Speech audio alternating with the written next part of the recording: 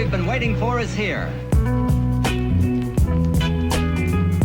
What is up, Skeeters Nation? How are we doing on a Sunday afternoon turning into Sunday night? It is the finale here of what has been a 6-game series between these High Point Rockers and your defending Atlantic League champion, Sugar Land Skeeters. Last night, the Skeeters broke out of that miserable losing streak, the longest in franchise history. At 8 games, it is no longer. That losing streak is in the books, and in the books last night was a 6-3 win for your Skeeters. It was another interesting game in what's kind of becoming a long line of interesting games this year. A hour and 48-minute rain delay last night kept folks here until about 11 p.m. And the Skeeters with a 6-3 win. Home runs from Juan Silverio, his 8th home run of the year. Dennis Phipps, he left the yard as well. And also Blair Beck, the newest member of the Skeeters, leaving the yard. First pitch just been thrown out. Game number 6 between the Skeeters and the Rockers. The Skeeters 32-31. The Rockers at 37-26. It'll be right-hander Dallas Beeler versus right-hander Edwin Carl. First pitch 6:05. Back here in just a moment with more of the Skeeters pregame show.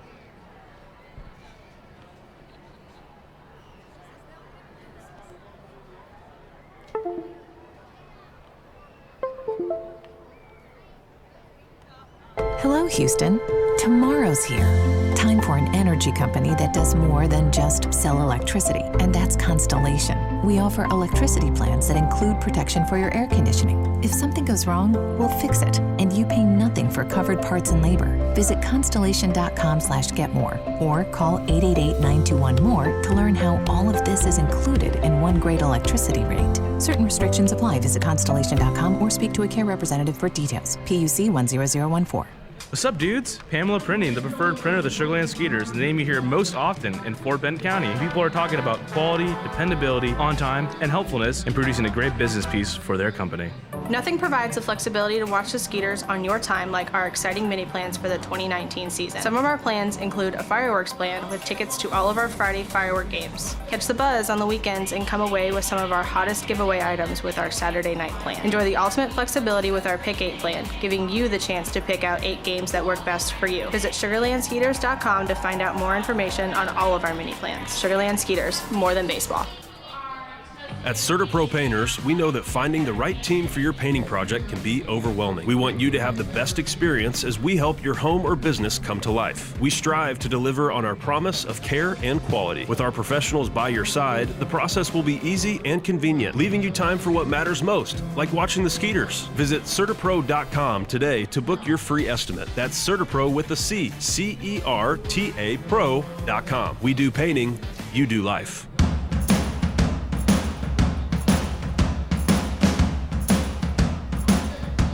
Going to be a rematch tonight of the first game of the series, which came back on Tuesday. And let's get you the starting lineups for the visiting Rockers and your hometown Skeeters. For the Rockers, it'll be Steven Cardillo leading off and playing right field. At third base and batting second will be Miles Schroeder. Tyler Lindendorf, former major leaguer, will be hitting third and playing second. Quincy Lattimore, the DH, will bat cleanup. Richie Schaefer, a hot bat this series, hits fifth and will play left field. Vio Sergi Rosa will play first base and will hit sixth. Kalian Sams will hit seventh and play center field. Hitting eighth, the catcher, Matt Jones. And rounding it out will be the shortstop, Giovanni Alfonso. And Edwin Carl, the righty, on the mound for the Rockers. And for your Skeeters, leading off playing center field, the captain, Anthony Giansanti. Ryan Jackson at shortstop and batting second. Juan Silverio homered one of the 3 for the Skeeters last night, hit third and plays third. Dennis Phipps, the cleanup man, will play first base. And Zach Borenstein, batting fifth, playing right field. Jason Martinson, the DH, will hit sixth. Javier Betancourt, getting his first start in his return to the Skeeters, will bat seventh.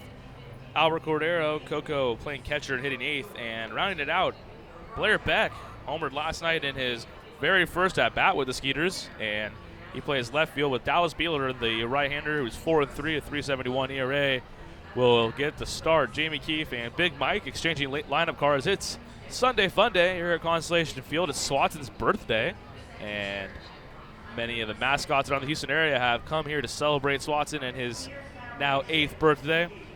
So shout out to Swatson, the best mascot in the Atlantic League, no doubt about it.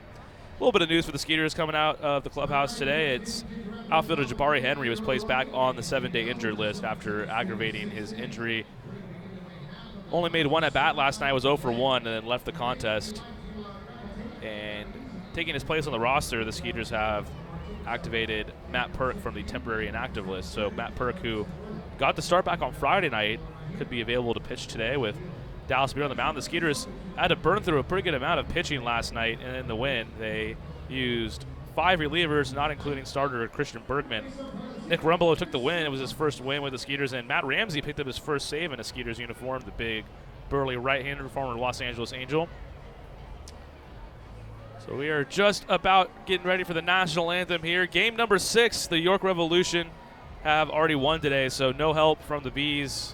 There was some seriously interesting business going down in York last night. They were trailing after the 9th inning. The Bees had mounted a 4-run comeback to take a lead, but some funky business with a rain delay and having trouble getting the tarp on the field. Long story short, the Revs ended up with a 4-1 win last night despite not winning when the game went into a rain delay. Interesting stuff there, and certainly something to be noted with the Skeeters and Revs, and locked in a battle here atop the Freedom Division standings. And with their win today, they've cut the lead to 2.5. The Skeeters can keep it at 3 with a win today, and then Skeeters, the magic number, currently at 4. So if they win tonight, they could clinch the Freedom Division as early as Monday. Out in the Liberty Division with High Point, 2 games back now of Long Island. Somerset and High Point both 2 games out of first place out there. As mentioned, the Skeeters with 3-game lead over the Revs, and I just misspoke. It would be Tuesday would be the earliest the team could clinch the Freedom first half. That would take wins tonight and tomorrow and Tuesday from the Skeeters, and would take losses from York on Monday and Tuesday as well. Thank you guys for tuning in so far. We are just getting ready for game number 6 here at Constellation Field, the 2018 Atlantic League Ballpark of the year. It'll be Dallas Beeler, Edwin Carl, the righties facing off. Thank you to the Skeeters pregame show. We'll be back here with Skeeters baseball in just a few. Hello, Houston. Tomorrow's here. Time for an energy company that does more than just sell electricity, and that's Constellation. We offer electricity plans that include protection for your air conditioning. If something goes wrong, we'll fix it, and you pay nothing for covered parts and labor. Visit constellation.com/getmore or call 888-921-MORE to learn how all of this is included in one great electricity rate. Certain restrictions apply. Visit constellation.com or speak to a care representative for details. PUC 10014. What's up, dudes? Pamela Printing, the preferred printer of the Sugarland Skeeters, the name you hear most often in Fort Bend County. People are talking about quality, dependability, on time, and helpfulness in producing a great business piece for their company. Nothing provides the flexibility to watch the Skeeters on your time like our exciting mini plans for the 2019 season. Some of our plans include a fireworks plan with tickets to all of our Friday firework games. Catch the buzz on the weekends and come away with some of our hottest giveaway items with our Saturday night plan. Enjoy the ultimate flexibility with our Pick 8 plan, giving you the chance to pick out 8 games that work best for you. Visit SugarlandSkeeters.com to find out more information on all of our mini plans. Sugarland Skeeters, more than baseball. At CertaPro Painters, we know that finding the right team for your painting project can be overwhelming. We want you to have the best experience as we help your home or business come to life. We strive to deliver on our promise of care and quality. With our professionals by your side, the process will be easy and convenient, leaving you time for what matters most, like watching the Skeeters. Visit CertaPro.com today to book your free estimate. That's CertaPro with a C, C-E-R-T-A Pro.com. We do painting, you do life. Don't miss out on daily promotions this season at Constellation Field. Come to the park on Monday for discounted margarita prices as well as free tickets for fans who present military and first responder IDs. Visit us on Wednesday and enjoy $1 hot dogs as well as discounts on White Claw hard seltzer. Come thirsty on Thursday for $2 beers and sodas. And you definitely won't want to miss out on Fireworks Fridays. Close the week out on Sunday Fun Day where we'll have pregame autographs and kids run the bases. Sugarland Skeeters, it's more than baseball. The Skeeter Buddies Kids Club create countless memories that will last a lifetime for kids ages 4 through 12. With 2 packages that are sure to meet your budget, the Skeeter Buddies Kids Club, sponsored by Meadow and Sugar Mill Montessori Schools, offer exclusive moments, such as batting and pitching lessons with players and front-of-the-line privileges for Kids Run the Bases on Sunday Fun Day. For more information, visit SugarlandSkeeters.com. Sugarland Skeeters, more than baseball. Plan your next group outing at beautiful Constellation Field. Looking to celebrate a birthday, host a large-scale event like a company party, or just looking to bring a large group to watch a baseball game? Constellation Field has you covered. We have several birthday packages as well as seating options that include our party suites and picnic plaza, as well as the field plaza to best accompany your group. Visit sugarlandskeeters.com or call us at 281-240-HITS for more info on all of our group packages. Memorial Hermann Sugarland Hospital has been named a recipient of the highly coveted 2016 Malcolm Baldrige National Quality Award, the nation's highest presidential honor for performance excellence. Memorial Hermann Sugarland was recognized for its outstanding commitment to sustainable excellence through innovation, improvement, and visionary leadership. Memorial Hermann Sugarland is the first Houston area healthcare organization to earn the prestigious Baldrige Award and only the third in Texas. The Sugarland Skeeters are proud to partner with Memorial Hermann Sugarland.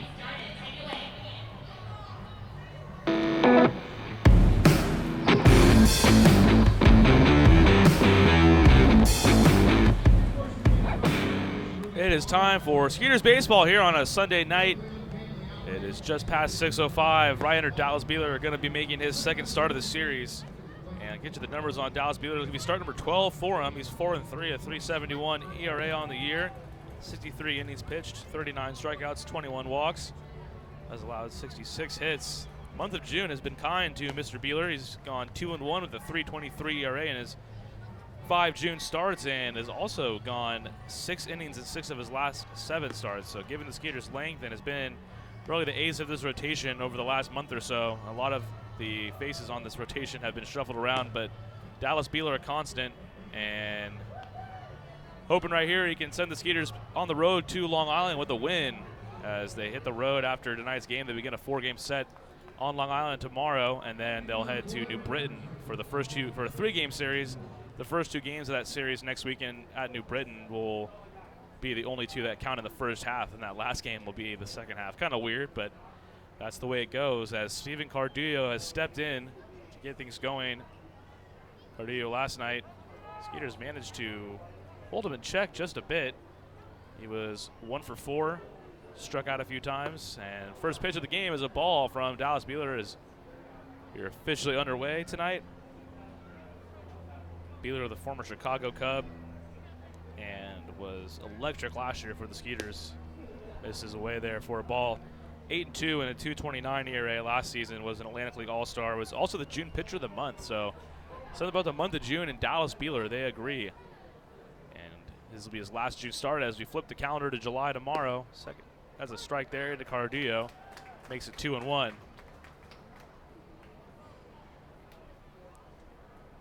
Cardillo against Beeler so far this year is 2 for 5, has a triple and an RBI to his credit. That triple and the RBI came in Tuesday's win. It was a 6-0 win for the Rockers when these 2 teams squared off earlier this week with this matchup.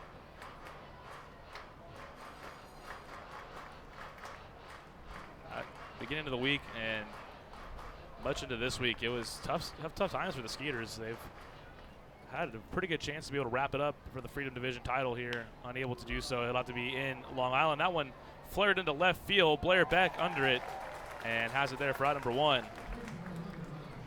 Sigh of relief there. Steven Cardillo's had some really solid at-bats out of the leadoff spot to begin games. Seeing a lot of pitches, and he's had a few leadoff hits to his credit. But Dallas Beeler able to retire him here for one away in the first. And that'll bring up the switch hitting second baseman, Miles Schroeder. High Point, more than any team I've noticed in this league, likes to shuffle around the alignment of their infielders. They've not had one set alignment in their infield this entire series that stayed the same on a night-to-night basis. And Schroeder and Leidendorf and Giovanni Alfonso and Hector Gomez have all kind of shuffled around, not only in and out of the lineup, but just from position to position, as that one's in for a strike, 0-2 to Schroeder. Schroeder's played third base, second base, center field this series. Leidendorf's played short, second, and third.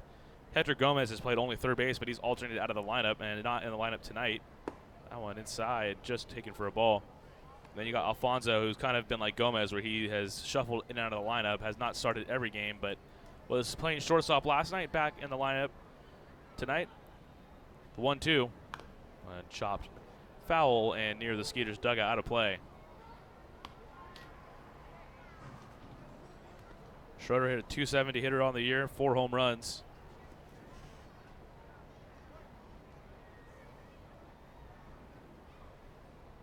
Last night doubled in his first at-bat, was 1 for 2, also walked. One fouled off the face into the sweet level, made its way all the way back onto the field. Foul though, and now we got a delay as Javier Betancourt trying to get the ball up into the stands. And it does so on the second try. So 1-2 the count still to Miles Schroeder.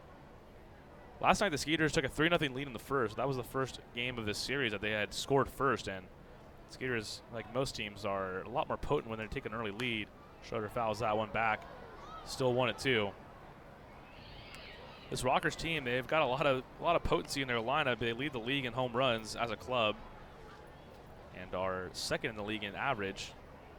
272 average as a team, and then their 70 home runs, the most by a pretty wide margin.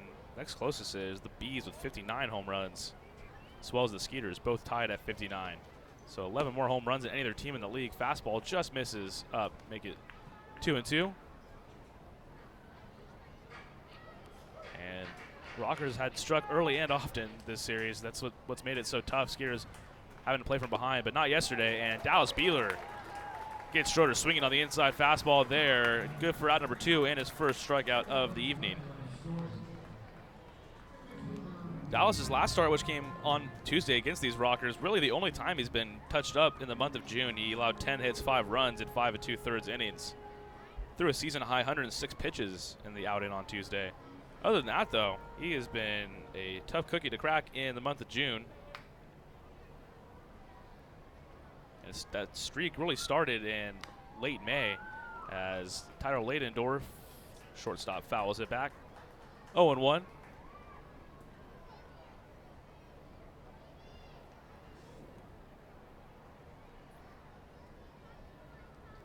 Beeler had a stretch of 4 starts starting from May 29th and then going through June 10th. He allowed just 1 run or less in each of those 4 starts. 0-2 now as Ladendorf fouls that one. He took a big swing, got the end of the bat. Last night, interesting game, rain delay and ejection. Jamie Keefe, the High Point Rockers manager, sent early to the showers after the rain delay was called after the top of the 5th inning, and he was not pleased with the timing of that rain delay, and timing there for Tyler Ladendorf off as he swings through the high fastball for out number 3. And that'll do it here in the top half of the first. 2 strikeouts for Dallas Beeler. Rockers go down in order. Skeeters coming to bat for the first time. Hello, Houston. Tomorrow's here. Time for an energy company that does more than just sell electricity, and that's Constellation. We offer electricity plans that include protection for your air conditioning. If something goes wrong, we'll fix it, and you pay nothing for covered parts and labor. Visit constellation.com/getmore or call 888-921-MORE to learn how all of this is included in one great electricity rate. Certain restrictions apply. Visit constellation.com or speak to a care representative for details. PUC 10014. What's up, dudes? Pamela Printing, the preferred printer of the Sugarland Skeeters, the name you hear most often in Fort Bend County. People are talking about quality, dependability, on time, and helpfulness in producing a great business piece for their company. Nothing provides the flexibility to watch the Skeeters on your time like our exciting mini plans for the 2019 season. Some of our plans include a fireworks plan with tickets to all of our Friday firework games. Catch the buzz on the weekends and come away with some of our hottest giveaway items with our Saturday night plan. Enjoy the ultimate flexibility with our Pick 8 plan, giving you the chance to pick out 8 games that work best for you. Visit SugarlandSkeeters.com to find out more information on all of our mini plans. Sugarland Skeeters, more than baseball.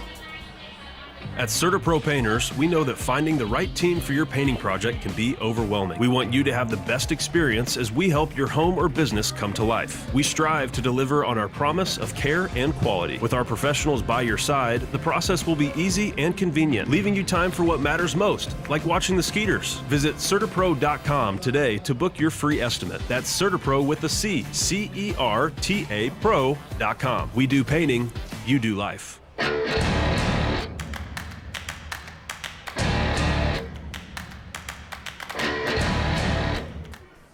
Anthony Giansanti striding to the plate as Skeeters coming to bat for the first time. A scoreless top half of the first. Dallas Beeler looking mighty sharp. 2 strikeouts right off the bat there. And Anthony Giansanti hit the ball sharply 2 out of the 4 times. Last night was 0 for 4, one of which a ball that looked like it may have even left the building. Richie Schaefer robbed him of at least extra bases right around the Wilkire Texan plus sign there in left center field. First pitch from Edwin Carl, the righty for the Rockers, is outside for a ball. Jansanti certainly due, has gone 0 for 12 with a walk in this series. Pops up there, foul out of play. Could easily have had a pair of doubles last night, and like I said, maybe even a home run. It was tough to tell on the replay if it would have left, but regardless, a fantastic play by Richie Schaefer robbed him of a hit. Jansanti out in center field tonight. Jared Mitchell out of the lineup after having to leave yesterday's game with an injury. And Jansanti lines it in the gap. That one is not going to be caught. Into the gap for extra bases. Right off that well-cared Texan plus sign. Into the gap. Jansanti walks into second base. A leadoff double for the captain to get the Skeeters going here. That's just what the doctor ordered for Jansanti. He hit the ball so hard this entire series, just couldn't find a gap, and that time splits the left center field gap. And no doubter there. Ryan Jackson, the shortstop now, will come up. RBI spot here early on. Mentioned last night the Skeeters took a 3-0 lead in the first inning. He had not scored first through the first 4 games of the series. Now a chance here to tack on a run or two. First pitch to Jackson is inside for a ball.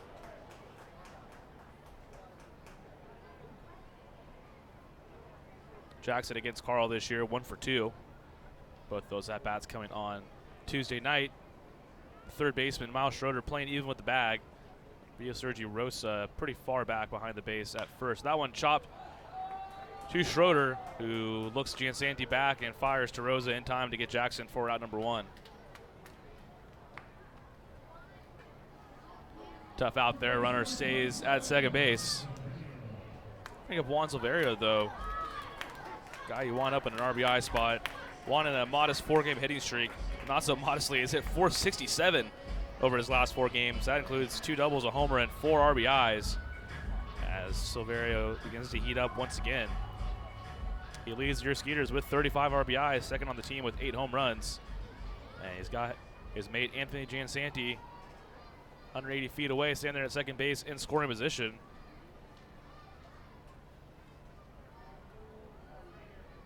Silverio is at .333 this year against High Point and dumps that into shallow right field. That's going to drop in front of the right fielder. On to score is Jansanti without a throw. Cardullo not able to grab that one, and on Silverio puts the Skeeters up 1-0 with an RBI single.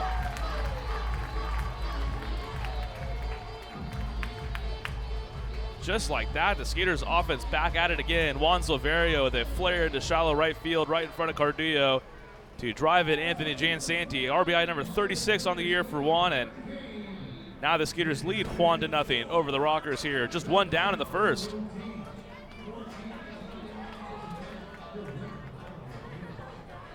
That'll bring up the powerful bat of Dennis Phipps. He's homered in 2 straight games. Silverio, decent-sized lead at first base. First pitch to Phipps, he had a hanger, and he knows it. See him grimacing there and kind of yelling at himself. That curveball was up around the, was a little bit below the belt there, right? And the zone where Dennis Phipps usually deposits those into the HEB Picnic Plaza.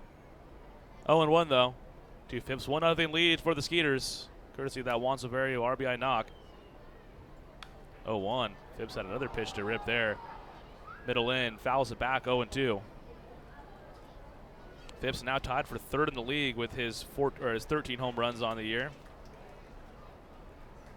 He's tied with Richie Schaefer of High Point, only trailing David Washington in Long Island, who has 16 home runs, and then Telvin Nash, the league leader, with 19 out there in York.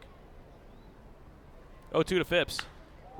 Lines out to left field, right at Schaefer, who's battling the sun, but has it for the second out of the inning. Silverio retreats back to first. Schaefer had his right hand up blocking the sun, and luckily that ball, luckily for his sake, that ball was hit right at him, so he didn't have to move. Otherwise, that would have been a tough play for Schaefer out there and left, as Phipps struck that one pretty well.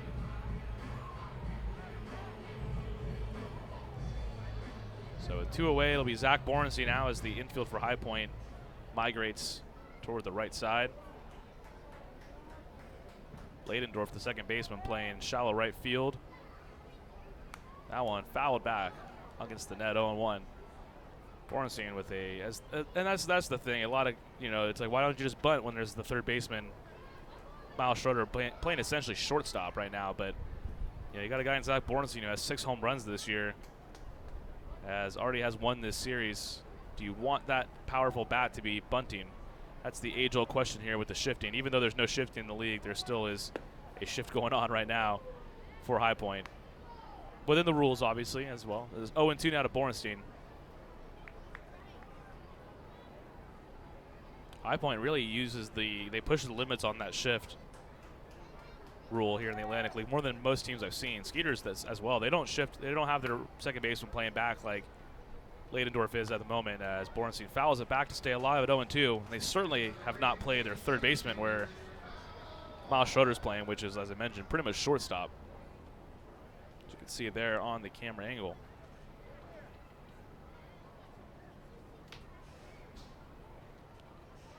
So 0-2 to Bornstein. Juan Silverio on first. Skeeters up ahead 1-0 here in the bottom half of the first. 0-2 pitch, backdoor curveball from Carl, and Bornstein swings over it for the strikeout and out number 3, but the Skeeters strike first. RBI single from Juan Silverio. We lead 1-0. Texas Farm Bureau members get free tickets to Skeeters home games every Sunday all season long. Just show proof of your membership at the ticket office to get 2 free tickets to any Sunday home game while supplies last. Visit texasfarmbureau.org/sports to learn more about this offer and other benefits associated with your membership. This offer is exclusive to Texas Farm Bureau members and is only available while supplies last. So become a member today. Texas Farm Bureau Insurance, proud sponsor of the Sugarland Skeeters. Hello, Houston. Tomorrow's here. Time for an energy company that does more than just sell electricity, and that's Constellation. We offer electricity plans that include protection for your air conditioning. If something goes wrong, we'll fix it, and you pay nothing for covered parts and labor. Visit constellation.com/getmore or call 888-921-MORE to learn how all of this is included in one great electricity rate. Certain restrictions apply. Visit constellation.com or speak to a care representative for details. PUC 10014. What's up, dudes? Pamela Printing, the preferred printer of the Sugarland Skeeters, the name you hear most often in Fort Bend County. People are talking about quality, dependability, on time, and helpfulness in producing a great business piece for their company. Nothing provides the flexibility to watch the Skeeters on your time like our exciting mini plans for the 2019 season. Some of our plans include a fireworks plan with tickets to all of our Friday firework games. Catch the buzz on the weekends and come away with some of our hottest giveaway items with our Saturday night plan. Enjoy the ultimate flexibility with our Pick 8 plan, giving you the chance to pick out 8 games that work best for you. Visit SugarlandSkeeters.com to find out more information on all of our mini plans. Sugarland Skeeters, more than baseball. At Serta Propane.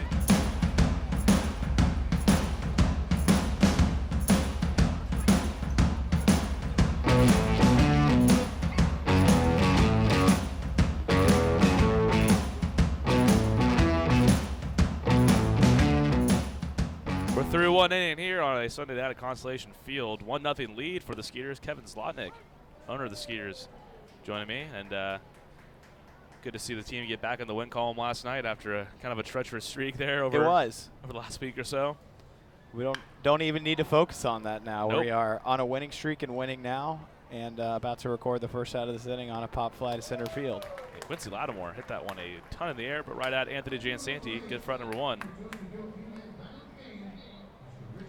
That is true. We're on the winning streak now, and we scored first again today. The Skeeters score first. It's an exciting time right now. 18-8 on the year when they score first. These games matter now. Yes, I mean, it's every day. The age-old saying is every game matters, but that comes into clear focus when you have a 3-game lead. Right now, actually, at the moment, it's technically 2.5-game lead. York Harvard already beat the New Britain Bees today, and. Yeah, every game goes a long way toward. Yeah, I heard we were actually running in second place behind the Tarp. As the Tarp in York apparently is now 1-0 and undefeated. Yeah. So that's the word on the street. Now that they're undefeated, I'm not sure how much action they're going to be put into use. So we may have to set our sights on the second half. Yeah, that's tough. It's tough when there's always the Tarp looming out there to save you on a bad day. Tarp was out here last night. It was an hour and 48-minute delay. That's a lengthy delay. It is, but we like to win on the field. Yeah. Let our players do the winning. That one just misses outside to Richie Schaefer. Makes it 1-2. I'm not a big meteorologist guy, but I happened to be looking around at the weather today, and In Sugarland, we actually had 3/4 of an inch of rain yesterday as a ground ball to short. It looks like Jackson on to first, fifth stretch, got him. 2 outs. Is that Jackson and shortstop? Jackson to Phipps. All right, There you go. You nailed it. 7/10 of an inch of rain recorded at the airport here yesterday. And, you know, I just said, well, I wonder how our field drains compared to York. Let's look it up and see how much it rained in York yesterday. 0.07 inches of rain. So we had 10 times the amount of rain here yesterday. Just a fun fact. Yeah, and we finished our game and didn't have to call it there. And I mentioned in the pregame show, there was some funky business in York. And you try not to focus on stuff you can't control, although it's hard not to when we're here near the end of the first half here. And the games to be one matter right now. One of the two teams that are up top the Freedom Division is Vio Sergi Rosa takes a strike, makes it 1-1. Rosa 7 home runs on the year. Left-handed hitting first baseman for the Rockers. Lines that into the gap. That's going to get down into right center field for at least a base hit. Zach Borenstein did a nice job cutting that off, and that'll hold Rosa at first base. He's got a strong arm in right field. I noticed that the other day. Yeah. Him and Jan Santi providing a pretty good arm strength out there. Don't know too much about Blair Beck and his prowess out there in left field, although he drops bombs. We know he drops bombs. And he gets a lot of Twitter likes for us. Yeah, our Twitter was going crazy. Blair Beck is a popular figure around the Houston area, apparently. Yeah. And I guess he's in Alex Bregman's posse. It's a good posse to be in. Yeah, that's if you're in the Houston area, that's one of the guys you want to be rolling with. Alex Bregman kind of quickly became the most popular figure on that Astros team. And I don't think it's all that close anymore. I mean, it seemed like it was Altuve from an outsider's perspective, and then now I feel like Bregman seems to be a lot of likable characters on the Astros. Yeah, I think, and then one not so likable closer. But other than that, yeah, it's all good. The Jimmy Paredes of Major League Baseball, you could call him. Yeah. Bring it back to all you Atlantic League fans out there. I saw Jimmy Paredes actually has finally been cleared to play for Somerset. Amazing. He had a lengthy visa. Can't imagine battle. why.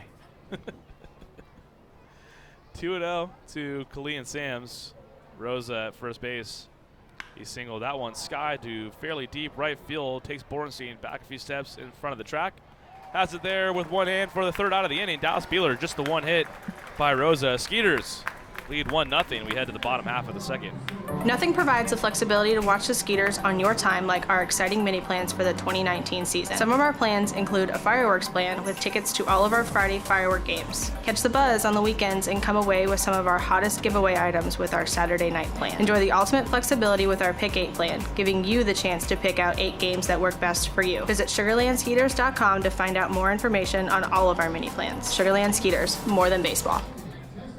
At CertaPro Painters, we know that finding the right team for your painting project can be overwhelming. We want you to have the best experience as we help your home or business come to life. We strive to deliver on our promise of care and quality. With our professionals by your side, the process will be easy and convenient, leaving you time for what matters most, like watching the Skeeters. Visit CertaPro.com today to book your free estimate. That's CertaPro with a C, C-E-R-T-A Pro.com. We do painting, you do life. Don't miss out on daily promotions this season at Constellation Field. Come to the park on Monday for discounted margarita prices as well as free tickets for fans who present military and first responder IDs. Visit us on Wednesday and enjoy $1 hot dogs as well as discounts of White Claw hard seltzer. Come thirsty on Thursday for $2 beers and sodas. And you definitely won't want to miss out on Fireworks Fridays. Close the week out on Sunday Fun Day where we'll have pregame autographs and kids run the bases. Sugarland Skeeters, it's more than baseball.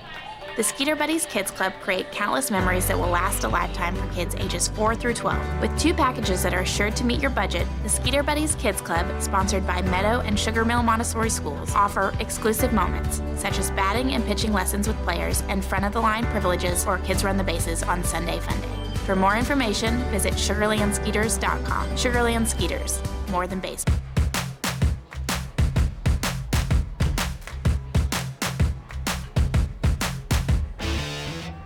It'll be Jason Martinson to lead it off for the Skeeters here. 1-0 lead into the bottom of the second inning. Martinson getting DH duties today after playing shortstop last night. First pitch from Edwin Carl buzzes him inside in for a ball. Martinson last night was 1 for 3, drove in a run with a single. As part of that 3-run first inning, he had an RBI single. Then Juan Silverio had a 2-run homer, and Silverio's single in the first inning rather, was the shot for the Skeeters to put him up 1-0. Kevin Zlotnick joining us once again. And Kevin informed me that if you want to go see for yourself what we were talking about with the Revolution and their troubles putting the tarp on the field, go to YouTube and their YouTube page and look at last night's game for yourself. It's still hanging out there. Want to say it's around the 2 hour and 45-minute mark. There you go, 2 hour, 45-minute mark. Go to the Revolution YouTube page and look for yourself. Promise you we're not making this up. 1-2 to Jason Martinson. That one outside to even it up at 2-2. Javier Betancourt on deck. Ooh, this guy pitched against us already in the series. He was correct? He was the pitcher on the 6-0 loss on Tuesday night, but hey, the Skeeters already got a run off him. Oh, yeah. And that one well inside as Martinson makes it full here. Skeeters had just 2 hits against Carl on Well, Tuesday we've got night. 2 hits already. There you go. Dennis Phipps had a double and Ryan Jackson a single. Anthony Giansanti smoked a double to lead off the game as Martinson fouls it back up onto the roof. It's always nice to play with the lead. I think especially when you start losing a bunch of games, you can get a little tense and all of a sudden you're down 2 or 3 runs, and that's not the end of the world normally, but things kind of build on you when it's going negative. So it's nice to take the early lead again for the second day in a row, and then Martinson drawing the leadoff walk here. And that was the thing last night, is it really seemed like the Skeeters were getting tons of runners on. I mean, they had runners in scoring position just about every inning last night. They forced a lot of walks as well. Seth Simmons, the righty last night, walked 6 batters in 3 2/3 innings, allowed 5 runs, take the loss. And Simmons was pretty much their ace of the staff, more or less. And I guess that's all it took was they handed over their most consistent pitcher, and he did not have a good outing whatsoever. A season-high 6 walks for him. ERA climbed up to over 430 on the season as Javier Betancourt takes a strike. One of those 6 walks was Betancourt, who walked with the bases loaded. Yeah, his first at-bat of the season with the Skeeters. So I guess we picked him back up from the Frontier League. The Washington Wild Which Things. it's Washington, Pennsylvania, that's kind of confusing. That is odd. Who knew? 1-1 to Javier. Goes by Patika down in the clubhouse. That's his nickname down there. What does that mean? I just think it's a play on his last name. I hope so. Otherwise, I might have just got myself into trouble. Oh, man, I might have to look that one up. 1-1. Martinson on first, aboard with the leadoff walk. Betancourt behind the fastball there, makes it 1-2. Yeah, it was a good night for the newbies. Javier Betancourt and Blair Beck, they combined to go 2 for 4, 2 runs, a home run, and 2 RBIs. Beck with the solo homer, then Betancourt with the RBI walk. And Betancourt starting at second tonight. Blair Beck out in left field. Betancourt jammed there, fouls it back into the seats to keep it at 1-2. And I mean, Beck had not homered in his 29 games with Windy City Thunderbolts, and then in his first at-bat with the Skeeters, went yard.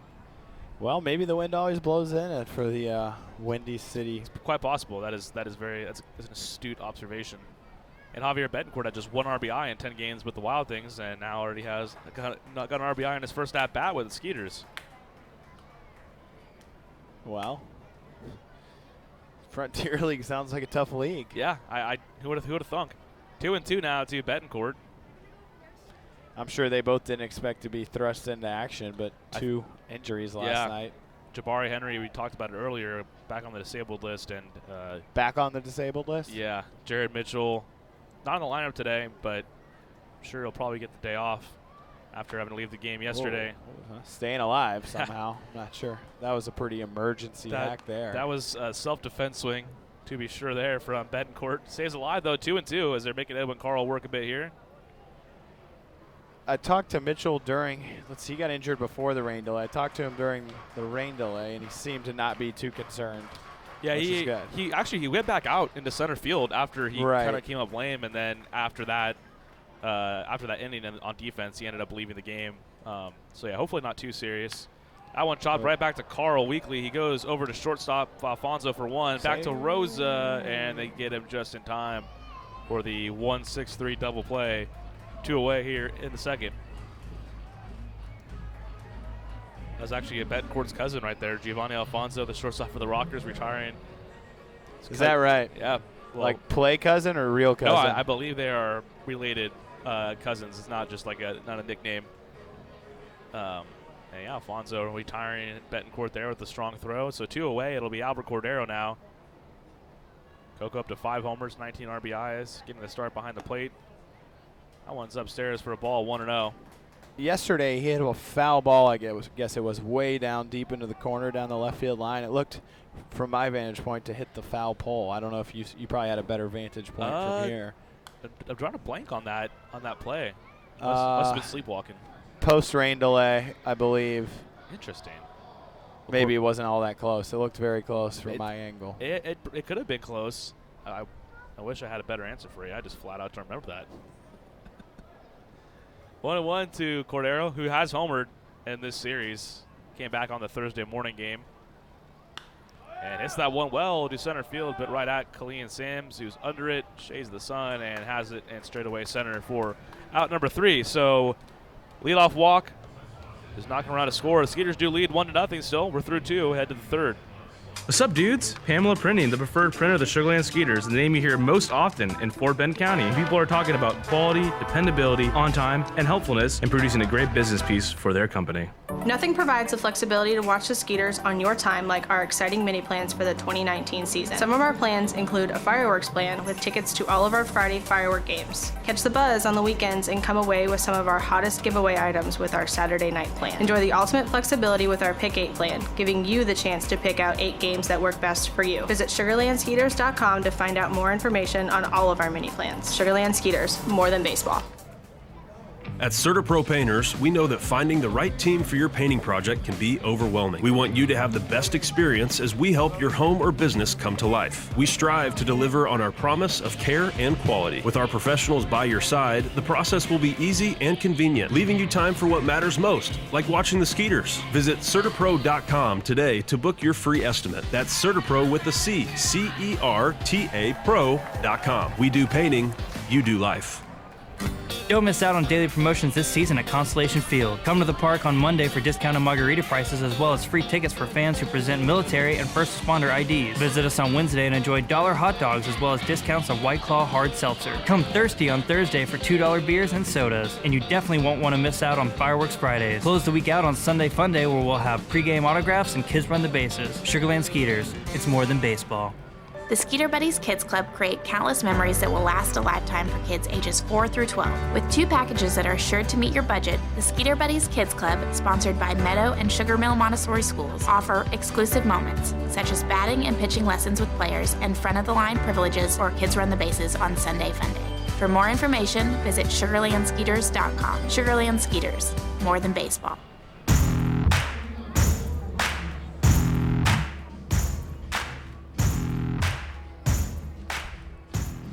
1-0 lead for the Skeeters. We head to the 3rd inning. It's going to be the catcher, Matthew Jones, leading it off for High Point.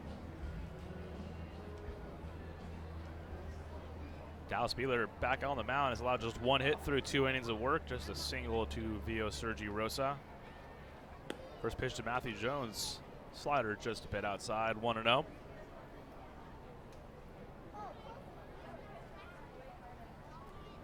Wind blowing in ever so lightly from right field. So we got some shadows creeping out. Yes, that is a major. It's going to be a major pain for. I'd say right now you're looking at the guys on the left side of the infield and Blair Beck, and shortly it's just going to be an absolute hassle on Blair Beck out there on left, because I feel like, at least I know for sure last night it was a very cloudy night, so the 6:05 start was not really. It was not really consequential as far as the sun goes and the bearing down on the fielders, but that can play havoc. Well, shouldn't it affect the hitter as well, or is that a shadow from behind? No, it will. Right now, this is the time too, right? Right. That's a good point, because the Beeler's he's pretty much standing there out in the sun, and then that ball goes into the shadows. About the time it looks like you would have to decide start whether picking to it up. swing or not. Yeah, so that could be definitely something to watch. Especially imagine if you had a guy like Nick Rumbelow or Matthew Ramsey, 2 of the harder throws, Danny Reynolds, guys like that in there right now. That would make it even that much more difficult. Foul back there by Jones makes it a full count, 3-2. Reynolds was making me a little nervous last night, but he fought his way through the inning in his first appearance of the season.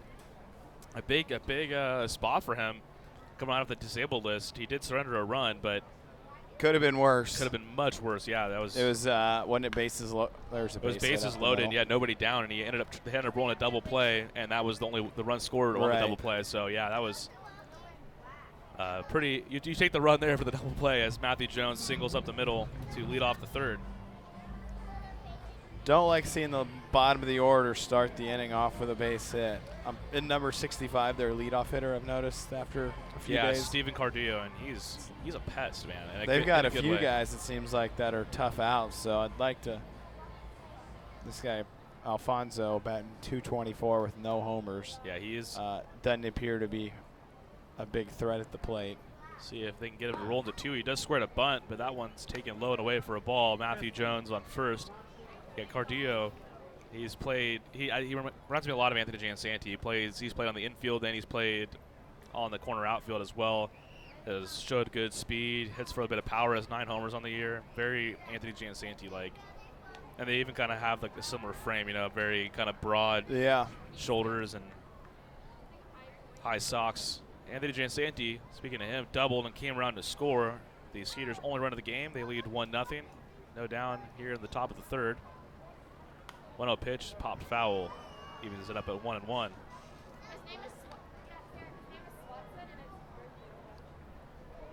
Alfonso against Beeler this year is 3 for 5 with a pair of doubles and 2 RBIs. Oh. So 2 of his 15 RBIs this year have come against Beeler, but a ground ball away from thwarting this threat early on from the Rockers. The leadoff single.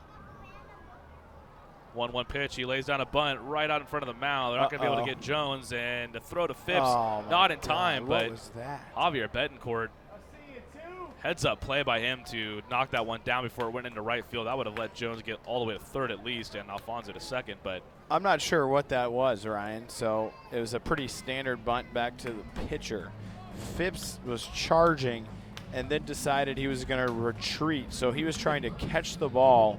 Yeah, and find the bag while he was backing up, which is a tough play for a guy that doesn't play a lot of first base, and that's one of those plays, the bunting like that when you're communicating on who goes and covers which bag. That's where that can hurt you. I know first base tend to be where you try to hide somebody, but right there, a tough read on the bunt. So Alfonso aboard with what's likely to be scored a single, and now Cardillo squares the bunt, pops it up. Cordero dives and unable to make the play, just out of his reach, and he's staggering a bit. Hopefully he's okay. Max Mahaffey going to take a look at him right away. Cordero went full extension there, trying to make the play on the bunt. Gave everything he had, and they're looking at his right forearm right now.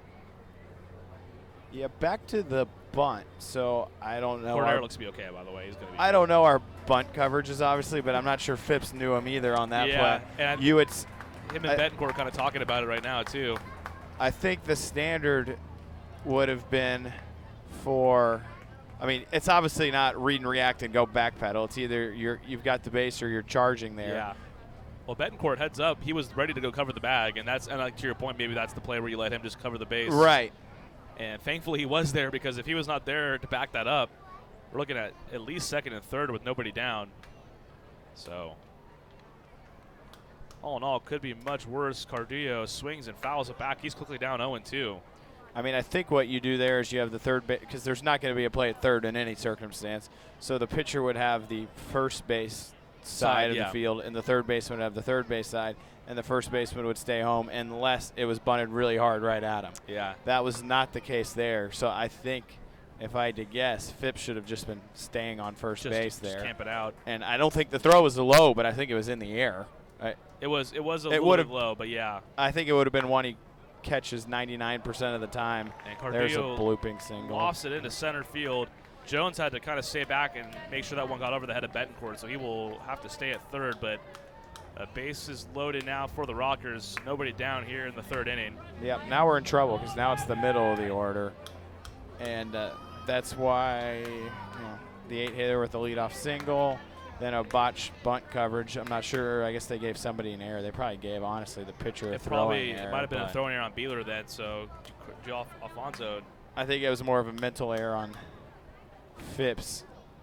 But now we're in trouble because I know the high point middle of the order has been tough on us this week and on the league in general this year. Yeah, they lead the league in home runs. Big spot here. Dallas Beeler gets across the strike two. Miles Schroeder 0-1. Not a lot of wind today. It's pretty still. It is, yeah, it's not too breezy. It really is a ground ball here. The Rockers, their first 3 batters here in the third have all reached. And Schroeder swings over that one. Strike 2. He struck out in his first at-bat. 2 strikeouts so far for Dallas Beeler, but tough spot here. As Kevin mentioned, the middle of this high point order has been mighty effective. Got guys like Tyler Ladendorf, who's on deck, Quincy Lattimore, Richie Schaefer, who has 4 home runs already this series. Not guys you want to be coming up with men on base for sure. 0-2 to Schroeder. Line hard, foul down to the right side. Hopefully everyone was paying attention down there. Pretty much the most densely populated part of the ballpark today. That was absolutely the most populated section in the stadium, as the shaded areas certainly where you want to be sitting on a toasty afternoon. Plenty of refreshments, beers, sodas at the concourse to help fight that heat. 0-2 pitch, swung on a miss in the dirt. Ball gets away from Cordero with the bases loaded. That was a big out. Huge out right there. Strikeout. Schroeder down on strikes for the second time tonight. Out number 1. And even more importantly was the fact that the bases were loaded, because that one, had the base been open, Schroeder may have been able to reach there. Not a blazing speed, but I mean, Cordero did a great job, staying in front of it, but it Yes. certainly popped out to his left. that would have been a tough play had there been a base open. But one down, a monster strikeout there from Dallas Beeler. Bases still loaded. A ground ball away, though, from getting out of this one. First pitch to Tyler Ladendorf. Inside, called a ball. Talked about Danny Reynolds tiptoeing out of a bases loaded jam last night, and we need Beeler to do more of the same here. Outfield playing straight up. The 1-0 to Ladendorf. That was a good pitch. Curveball, not called a strike, and it looks like, What was that? I think Beeler was asking where it was, and home plate umpire was aggressively telling him that it was inside. That was a very emphatic. It looked like he was throwing something towards the Yeah. Rockers' dugout. Beeler was motioning like up, down, inside, and that one fouled back. High fastball there. Ladendorf just missed it. You could tell with the way he fouled that one back. 2-1. I mean, Beeler obviously made some sort of double look or some sort of motion, like you said. Where was that? Yeah. You don't normally see a more emphatic response From the by umpire. the umpire. Beeler, a very calm guy, too. He's not one of those guys that's going to, get on an umpire too hard. That was odd. It was. Unless he was actually throwing a rock towards the dugout. 2-1, grounded, just foul down the third base side. Going to make it a 2-2 count. And Kind of a poor effort from the kid in the Astros rainbow jersey over there. he had a chance to make a Really, play. I don't know if he was in his ready position or not, but that ball was about 20 feet past him before he even made a move on it. Well, And he's now had the ball thrown to him, but he seems to be having a little issue picking it up anyway. he's got the souvenir, though. I guess that's all that counts in the long run. Keep grinding away, and we'll see you on the field here someday. There you go. 2-2, the count to Tyler Ladendorf. Bases loaded, one down, top of the third inning. Dallas Beeler out of the stretch. Delivers to Ladendorf, who grounds it. Taylor-made to Jackson, who flips to Betancourt for one, but Betancourt drops the return throw. They do get the out at second. They're going to say it was on the transfer. And what looked like it may have been an inning double play there. Not able to complete it. And to score was Jones to tie the game at 1-1. The defense is letting us down this inning. So Jackson sort of double clutched, didn't aggressively approach that, and then I was honestly looking on to first base and didn't see Betancourt juggle it at second. But I'm not sure he would have had it. It would have been very close at first base, I think. It's a new second baseman who had the shortstop hadn't worked with. But Yep. Different double play combo. And Lattimore, the DH, pops that foul. 2 0-1. plays. We've given him 4 outs probably. Yeah, a couple extra outs this inning. Like you said, that was a tailor-made double play for sure. Yeah, it did start. Looked like Jackson kind of double clutched a little bit, had some trouble getting the ball out of the glove, and then I wasn't paying attention. Steven Cardillo runs hard, a big fella. Didn't really get a good look at how hard he was going into second base. Don't know if Betancourt maybe heard some footsteps and pickoff there. Almost immediately, Alfonso started to make his way toward home plate. But yeah, but they may be looking to take advantage of Phipps at first base. And Alfonso already got a board on a bunt, an aggressive base runner, and they pick over again. Alfonso once again gives a strong look toward home plate. If that ball is even bobbled just a bit, he's going to probably make a break for it. Yeah, I mean, we're ahead 0-1, and I'm sure that the runner's going to be taken off here, but, well, he's not going. 0-1 pitch, fastball upstairs, makes it 1-1.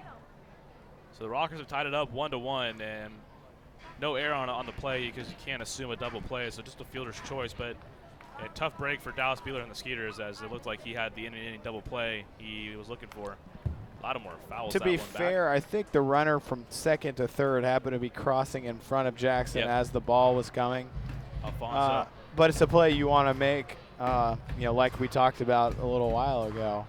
Everything's sort of magnified right now with 8 or 7 games to play and a 2.5 game lead.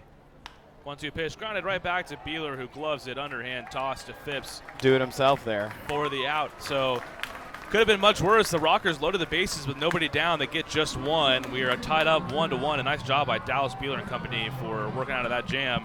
We head to the bottom of the third. Hello, Houston. Tomorrow's here. Time for an energy company that does more than just sell electricity. Plans that include protection for your air conditioning. If something goes wrong, we'll fix it, and you pay nothing for covered parts and labor. Visit constellation.com/getmore or call 888-921-MORE to learn how all of this is included in one great electricity rate. Certain restrictions apply. Visit constellation.com or speak to a care representative for details. PUC 10014. What's up, dudes? Pamela Printing, the preferred printer of the Sugarland Skeeters, the name you hear most often in Fort Bend County. People are talking about quality, dependability, on time, and helpfulness in producing a great business piece for their company. Nothing provides the flexibility to watch the Skeeters on your time like our exciting mini plans for the 2019 season. Some of our plans include a fireworks plan with tickets to all of our Friday firework games. Catch the buzz on the weekends and come away with some of our hottest giveaway items with our Saturday night plan. Enjoy the ultimate flexibility with our Pick 8 plan, giving you the chance to pick out 8 games that work best for you. Visit SugarlandSkeeters.com to find out more information on all of our mini plans. Sugarland Skeeters, more than baseball. At CertaPro Painters, we know that finding the right team for your painting project can be overwhelming. We want you to have the best experience as we help your home or business come to life. We strive to deliver on our promise of care and quality. With our professionals by your side, the process will be easy and convenient, leaving you time for what matters most, like watching the Skeeters. Visit CertaPro.com today to book your free estimate. That's CertaPro with a C, C-E-R-T-A Pro.com. We do painting, you do life.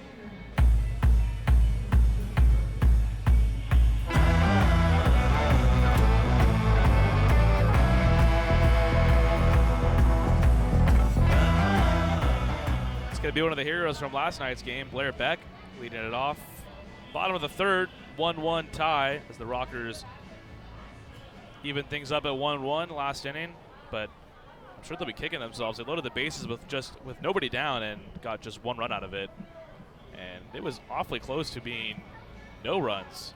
Potential double play ball to end the inning was not to be had, but still just one run. And Blair Beck homered in his first at bat with the Skeeters. Kevin Zlotnick with us for another inning of work. Saw the Astros had a couple extra All-Stars. They had three starters. And then I think Presley, Verlander, and we have 6. I believe it might have been Roberto Osuna. It could have been. Got an update earlier.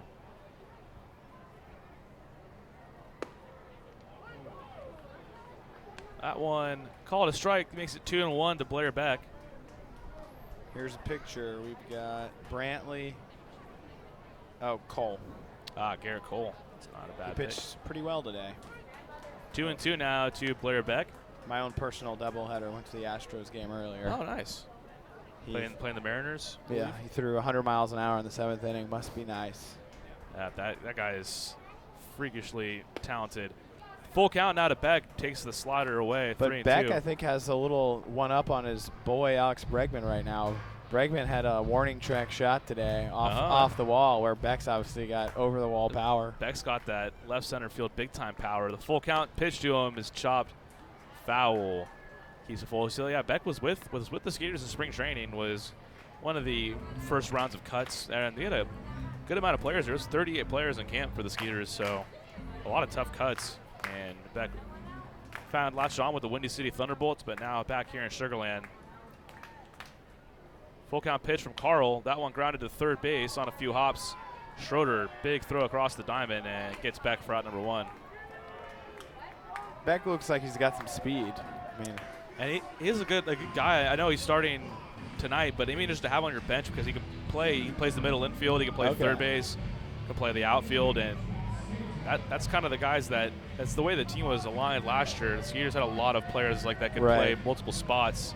I mean, you had guys like Albert Cordero who could play third, first, catcher. He played even second base at a point. Right. He played a lot of third last year, if I remember. Because Derek Norris getting most of the work behind the plate. First pitch to Jan Santee, 12-6 curveball, drops in, 0-1. That's a big, slow curveball. As you know, who else has one of those was Matt Ramsey. I don't know if you got to see him pitch last night. I didn't pay enough attention. Whew, that thing is filthy. Then he came back with like a 96-mile-per-hour heater. Another curveball to Jan Santee, grounds it to Schroeder, keeping him busy. Third baseman fires in time for out number 2. Yeah, Matt Ramsey getting his first save last night with the Skeeters. The former Los Angeles Angel pitched with them this year through a scoreless inning for the Angels, and that was it. Now here in Sugar Land. Interesting. So he threw 1 inning in the big leagues through a scoreless inning. Major league debut. Okay. And spent most that was his major league debut, and he had one. I mean, what was the circumstance behind bringing him up and having one? Was it like a doubleheader or something where you get an extra guy? Not 100% sure. That's odd. But yeah, him and Nick Rumbelow, 2 of the newest members of the Skeeters bullpen, they both have pitched in the majors this year. Jackson fouls that back. Quickly down 0-2. Rumbelow with the Mariners. Rumbelow made 3 appearances with the Mariners. Rumbelow had also pitched with the Yankees in 2015 and then the Mariners in 2017. So 0-2, 2 away, top of the 3rd inning. Pitch from Carl. Jackson just fights that one off toward the Skeeters dugout to stay alive.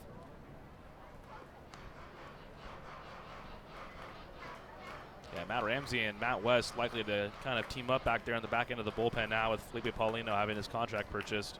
Don't forget Rumbelow. And you got Rumbelow who came in earlier yesterday. A big spot. He actually got the win. He came in relief of Christian Bergman after 3 1/3 and helped put out a fire there early on in the game. And it'd be interesting to see who the real. I mean, he kind of brought Rumbelow in a save situation, honestly, because we sort of thought that the rain was going to be worse than it was. So, you know, he brought in his closer to close the game out. That's a good point because, yeah, like you said, that really was almost like a save opportunity based off the radar yesterday. We didn't know how many innings we were going to get, so he went to one of his big arms early. And it's nice when you can still have guys like Matt West and Matt Ramsey pitch at the back end of the game, having already used one of your best relievers. 1-2 to Jackson, 2 away. Takes low and away to even it up, 2-2. 2s are wild. 2-2, 2 outs in the bottom of the 3rd inning.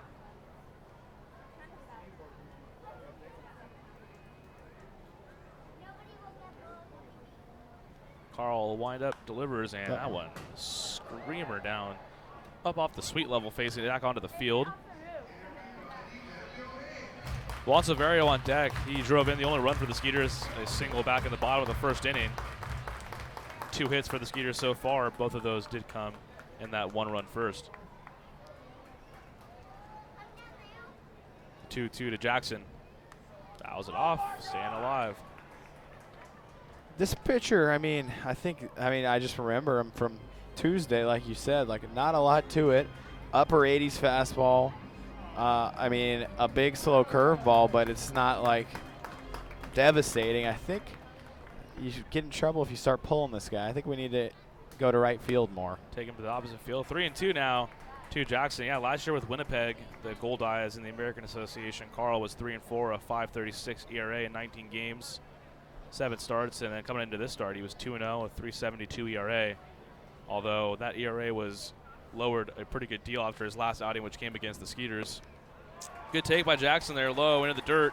Ball 4, a 2-out base runner for the Skeeters. Yeah, I think that was like a 3-2 changeup. It looked like, maybe not. Maybe he's just got some sink on his fastball. It registered 81 miles per hour. So it was a you're right. changeup. Yeah, Okay. Good eye. Hey, Carl actually broke in the Atlantic League all back in 2015 with the Lancaster Barnstormers. They just one start with them in that 2015 season. I mean, he's a little guy. He looks like a reliever. Yeah, Carl on the High Point roster listed at 6 foot, 210 pounds. Played his college ball at the University of New Mexico from Farmington, New Mexico. Yeah, I mean, if you go to my website, I list myself at 6'5", 210, so that's fine. That's fine. Yeah, I'm at 6'2", 215, looking to get up to 220, but That's your fighting weight? yeah. That one grounded sharply to the shortstop, Alfonso, who fires the short way to second base for the third out of the inning. So 2-out walk. That's it for the Skeeters, though. In the third, we move to the fourth inning, all knotted up at 1-1. Hello, Houston. Tomorrow's here. Time for an energy company that does more than just sell electricity, and that's Constellation. We offer electricity plans that include protection for your air conditioning. If something goes wrong, we'll fix it, and you pay nothing for covered parts and labor. Visit constellation.com/getmore or call 888-921-MORE to learn how all of this is included in one great electricity rate. Certain restrictions apply. Visit constellation.com or speak to a care representative for details. PUC 10014. What's up, dudes? Pamela Printing, the preferred printer of the Sugarland Skeeters, the name you hear most often in Fort Bend County. People are talking about quality, dependability, on time, and helpfulness in producing a great business piece for their company. Nothing provides the flexibility to watch the Skeeters on your time like our exciting mini plans for the 2019 season. Some of our plans include a fireworks plan with tickets to all of our Friday firework games. Catch the buzz on the weekends and come away with some of our hottest giveaway items with our Saturday night plan. Enjoy the ultimate flexibility with our Pick 8 plan, giving you the chance to pick out 8 games that work best for you. Visit SugarlandSkeeters.com to find out more information on all of our mini plans. Sugarland Skeeters, more than baseball. At CertaPro Painters, we know that finding the right team for your painting project can be overwhelming. We want you to have the best experience as we help your home or business come to life. We strive to deliver on our promise of care and quality. With our professionals by your side, the process will be easy and convenient, leaving you time for what matters most, like watching the Skeeters. Visit CertaPro.com today to book your free estimate. That's CertaPro with a C, C-E-R-T-A Pro.com. We do painting, you do life.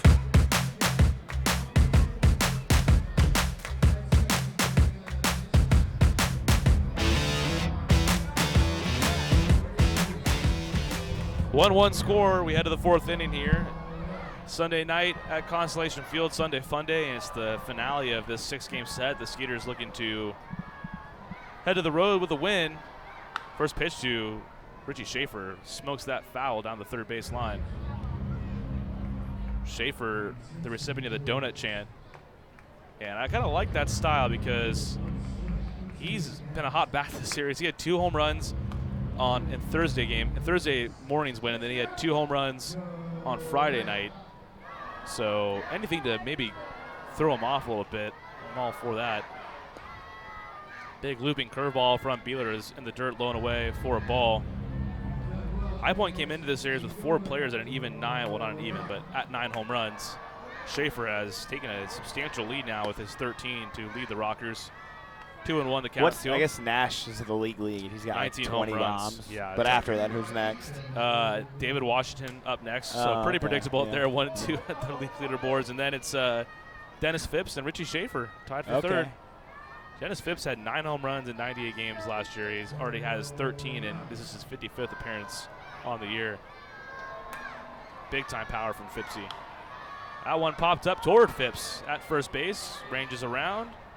And to foul territory now has it for the first out of the inning. That's a big out there to get Schaefer in foul territory.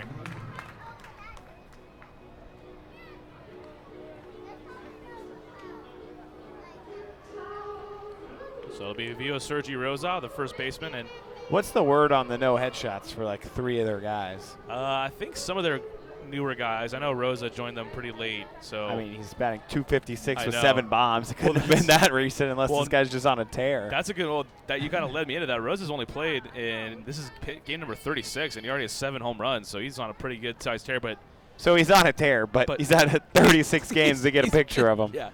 Yeah, we had the headshots coming from High Point earlier before the homestand started, and there were a few missing. Should we just put like a random guy up there? That'd be kind of funny. Just throw him off a little bit.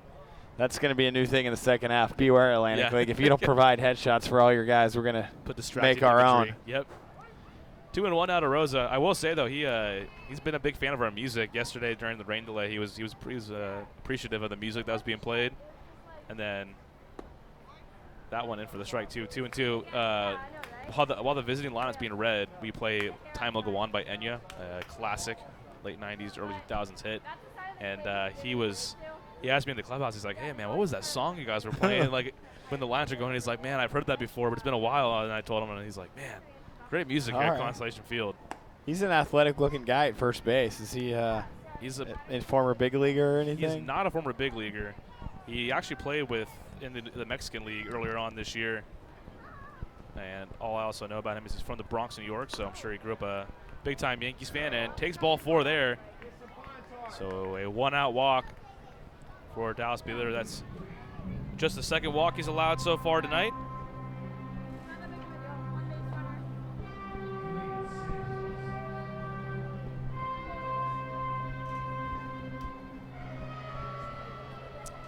So it'll be Kalian Sams, who hit a mammoth home run on Thursday. That's his 1 home run of the year, 9 RBIs. Double play opportunity, though, here for the Skeeters. Looks maybe make a little redemption after being unable to turn a double play to save a run last inning. First pitch to Sams, check Looked swing. like he went there, yes. yeah. Thankfully, the home plate umpire didn't even need an appeal there. That one good for strike 1.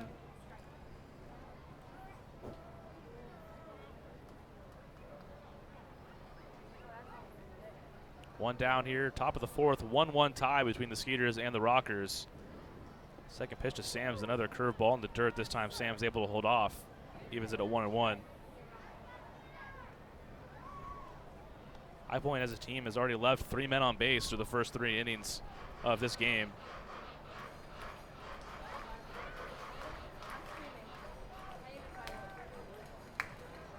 Sams 0 for 1 today, flew out to right in his first at-bat of the game. Fouls it back there. 1-2. Sams, born in the Netherlands, who they've actually. Interesting. The Netherlands had a pretty good stint at the World Baseball Classic, if I'm not mistaken. The Dutchmen out there, they had guys like Xander Bogaerts. Right. Ozzie They've got Albies. a little territory in the Caribbean where Yeah. it's not Amsterdam's not a hotbed for baseball talent, but hotbed the for other island stuff. of Curacao Yeah. is quite the hotbed for baseball They talent. used to have guy pitched with the Ducks last year too, Jair Jurgens, Okay. former Braves right-hander. I know he was part D.D. of. Gregorius. Yes, they had a pretty. Their infield was ridiculous. The rest of their roster, I mean, it wasn't quite as top heavy, but they having Gregorius, Bogarts, Albies. But it's kind of odd to have a bunch of North American, Central and South American teams. I guess Japan is obviously and then the Netherlands. And the Netherlands you don't think as a Baseball powerhouse. at all, to say the least. Baseball at all. 2-2. Sams swung on and missed. Out number 2. I mean, I don't know if anybody's from the Netherlands is watching our broadcast. Do you Chime in. do you get behind the team in the World Baseball Classic? Or are you like, yeah, Curacao, that's right. We own that territory and we love the baseball players there. Well, it's kind of funny. I mean, that we're talking about this, and then Team Israel went on a pretty good run in the World Baseball Classic in 2017, and one of the guys on that team, Zach Bornstein, playing right field for the Skeeters. Yeah, I mean, I think it's fair to say most, if not all, of the players were not born in Israel. Yes, I think they just got a group of talented Jewish guys to come play, which, hey, that's all good. It worked out, and that one works out for Dallas Beeler right there. Ryan Jackson fires in time to Dennis Phipps, route number 3. So the leadoff walk, stranded at first base. We head to the bottom of the 4th, 1-1 tie. Nothing provides the flexibility to watch the Skeeters on your time like our exciting mini plans for the 2019 season. Some of our plans include a fireworks plan with tickets to all of our Friday firework games. Catch the buzz on the weekends and come away with some of our hottest giveaway items with our Saturday night plan. Enjoy the ultimate flexibility with our Pick 8 plan, giving you the chance to pick out 8 games that work best for you. Visit SugarlandSkeeters.com to find out more information on all of our mini plans. Sugarland Skeeters, more than baseball. At CertaPro Painters, we know that finding the right team for your painting project can be overwhelming. We want you to have the best experience as we help your home or business come to life. We strive to deliver on our promise of care and quality. With our professionals by your side, the process will be easy and convenient, leaving you time for what matters most, like watching the Skeeters. Visit CertaPro.com today to book your free estimate. That's CertaPro with a C, C-E-R-T-A Pro.com. We do painting, you do life. Don't miss out on daily promotions this season at Constellation Field. Come to the park on Monday for discounted margarita prices as well as free tickets for fans who present military and first responder IDs. Visit us on Wednesday and enjoy $1 hot dogs as well as discounts on White Claw hard seltzer. Come thirsty on Thursday for $2 beers and sodas. And you definitely won't want to miss out on Fireworks Fridays. Close the week out on Sunday Fun Day where we'll have pregame autographs and kids run the bases. Sugarland Skeeters, it's more than baseball. The Skeeter Buddies Kids Club create countless memories that will last a lifetime for kids ages 4 through 12. With 2 packages that are sure to meet your budget, the Skeeter Buddies Kids Club, sponsored by Meadow and Sugar Mill Montessori Schools, offer exclusive moments, such as batting and pitching lessons with players and front-of-the-line privileges or Kids Run the Bases on Sunday Fun Day. For more information, visit SugarlandSkeeters.com. Sugarland Skeeters, more than baseball.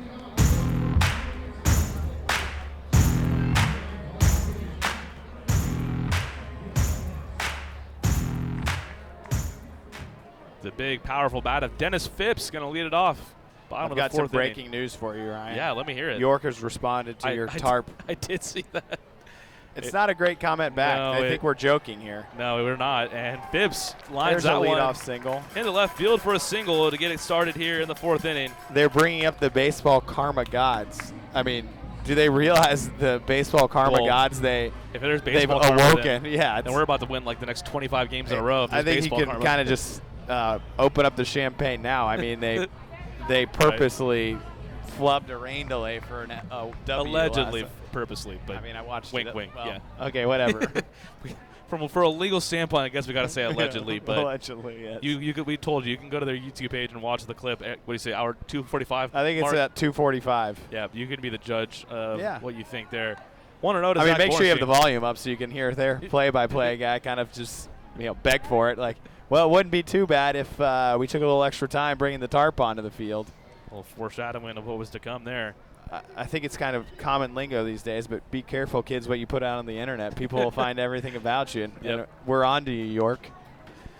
And the Revs, 2.5 games back of the Skeeters. The Skeeters with a win can push that back to 3 games, lower the magic number to 3 games as well, as there are just 7 games left to play in this first half. 2-0 to Zach Borenstein. Ooh. Lines that hard down the left field line and up into the HEB Picnic Plaza and out of play. Borenstein, I'll tell you, he's got some of the best opposite field power I've seen from a left-handed hitter. He's a powerful dude. I don't know how long his bat stays in the zone, unfortunately, but when he makes contact in the zone, it's traveling quite a ways. He has kind of like the new age of baseball, has a lot of strikeouts that come with the power that he provides, and he fouls that one back in. And I don't know if it's just me, if you notice it too. It looks like he swings like a shorter bat, kind of a stubbier bat. Yeah. And I'm sure with the short bat, maybe weighs a little bit more, kind of a big, I don't really know the physics behind it, but probably just a lot more power behind it in the zone. Maybe so. Helps him focus on barreling it up, I guess, but it just looks like he's swinging a little bit of like a shorter bat, unless I'm just totally mistaken. 2-2, Phipps on first base, nobody down here in the bottom of the fourth. Borenstein takes a fastball away and a called strike 3, a pitcher's pitch there for Edwin Carl on the outside part of the plate. Looked like a strike. It was, with 2 strikes, that's probably a pitch you'd like to flail and maybe foul it off, but strikeout, out number 1 here. We need a run here. This is my last half inning in the booth. We need a lead. We need some good karma heading out on the road. Absolutely. I think with you in the booth here, Jason Martinson, who he's got power. He hadn't hit a homer in a while, right? It's been a few weeks. He has 5 home runs though in the month of June. He started the month of June out on an absolute tear. He had 5 home runs in the first week of the month, and then he's been stuck on 7 for a while. But the power hitting, he's due. Shortstop / second baseman. He's a DH today, and as Kevin said, he is certainly due. 0-1, the count. Carl out of the stretch. It's a big swing there. Good time for a breaking ball for Carl as Barnes out in front. 0-2. Yeah, I know. We're begging for a home run, and it kind of looks like we're taking some big hacks. Everyone's trying to be a hero. Maybe we just go do a little station-to-station baseball here and manufacture a couple runs. But the guy adding guys like Betancourt and Beck into the lineup, I think that kind of goes right along with that theme. You got your power hitters for sure, and guys like Martinson and Bornstein, but a little more contact placed in the lineup now with those two guys. That one chopped hard to Schroeder, who bobbles it, gets it in time to second for one. The return throw, though, not in time as Martinson beats it out. So we'll see if the Skeeters can make a pay for that.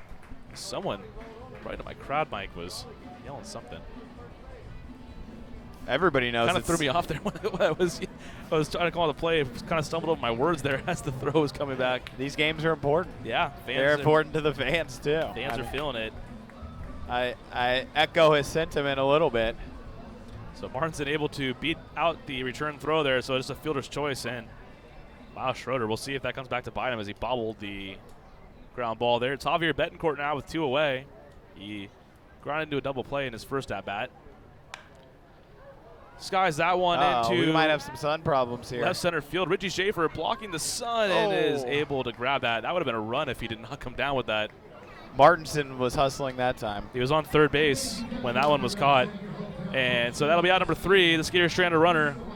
We're all tied up 1-1 as we move into the 5th inning. Kevin, thank you for joining us. And let's win the first half. Yeah, let's hope the next time you come on air, we'll be talking about a Skeeters first half title. Let's do it. All right, well, we head to the 5th inning, 1-1 tie. Texas Farm Bureau members get free tickets to Skeeters home games every Sunday all season long. Just show proof of your membership at the ticket office to get 2 free tickets to any Sunday home game while supplies last. Visit texasfarmbureau.org/sports to learn more about this offer and other benefits associated with your membership. This offer is exclusive to Texas Farm Bureau members and is only available while supplies last. So become a member today. Texas Farm Bureau Insurance, proud sponsor of the Sugarland Skeeters. Hello, Houston. Tomorrow's here. Time for an energy company that does more than just sell electricity, and that's Constellation. We offer electricity plans that include protection for your air conditioning. If something goes wrong, we'll fix it, and you pay nothing for covered parts and labor. Visit constellation.com/getmore or call 888-921-MORE to learn how all of this is included in one great electricity rate. Certain restrictions apply. Visit constellation.com or speak to a care representative for details. PUC 10014. What's up, dudes? Pamela Printing, the preferred printer of the Sugarland Skeeters, the name you hear most often in Fort Bend County. People are talking about quality, dependability, on time, and helpfulness in producing a great business piece for their company. Nothing provides the flexibility to watch the Skeeters on your time like our exciting mini plans for the 2019 season. Some of our plans include a fireworks plan with tickets to all of our Friday firework games. Catch the buzz on the weekends and come away with some of our hottest giveaway items with our Saturday night plan. Enjoy the ultimate flexibility with our Pick 8 plan, giving you the chance to pick out 8 games that work best for you. Visit SugarlandSkeeters.com to find out more information on all of our mini plans. Sugarland Skeeters, more than baseball.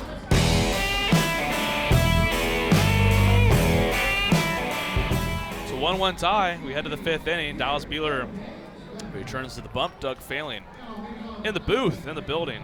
No power outages today, Doug. And what's the word around the ballpark? What's the ballpark telling us today? It's tired. It's tired. It's a living organism, as you probably know more than anybody else. First pitch to Alfonso, taking all the way. Takes a strike, 0-1. We've had a lot of stuff going on this month. Kind of ready for that little bit of a break. Yeah, a lot of baseball played here at Constellation Field over the last 2 weeks or so. We've had high school games, a 6-game homestand for the Skeeters. Big shout out to the grounds crew, Austin, Andrew, all those guys. Tonight marks the 66th game that's played on this field this month. Unbelievable, man. So yeah, those guys, they work their tails off down there in the grounds crew. And yeah, it's not just Skeeters baseball played here at Constellation Field. There was a ton of events, and field looking great. They keep it up in tip-top shape. Constellation Field, the ballpark of the year. Our grounds crew has been the grounds crew of the year 6 of the 7 years we've been a franchise. So gotta like that ratio. Yeah. 2-2 to Alfonso. Impressive. You know, they're getting that, just for the Skeeters games, but that's not everything else that happens on this field. Now upstairs, going to make it a full count to the shortstop Alfonso, who reached on an error in his first at-bat. Tried to give himself up on a sac bunt, but throwing air from Dallas Beeler allowed him to get on. 3-2. That one, a broken bat, it sounded like, and fouled off to the right side, and yep, he's going to need a new piece of lumber. Alfonso bunted and reached, and that was the inning the Rockers scored. They loaded the bases with nobody out, but actually just got 1 run. So Dallas Beeler did a nice job working the trouble, and they had a potential double play ball to get him out of the inning. Just was bobbled on both ends from Jackson at short and Betancourt at second. So full here to Alfonso. Saw Whit Merrifield of your Royals going to the All-Star game. We were talking about that. That's why I said I figured he might be one of those that. It's a good figure for baseball in the All-Star game. That one skied to Borenstein and right. Took him back fairly deep, but he works his way back in straightaway right field for the first out of the inning. Dallas Beeler coming into this one 5th in the Atlantic League with a 3.73 ERA. Is the only Skeeters qualifier and the only Skeeter in the top 10 as well. It's been very sharp in the month of June. It's going to be his 6th and final start of the month, and a 3.23 ERA in his first 5 starts here, and has looked sharp today. Just 1 run through now 4 1/3, and Stephen Cardillo, big swing, swings through the breaking ball for strike 1.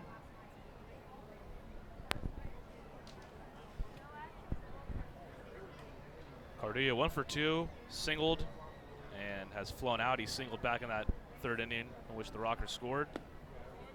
Takes low and away there, evens it up at 1-1. And also for Beeler too, outside of that start earlier this series on Tuesday, he went 5 2/3.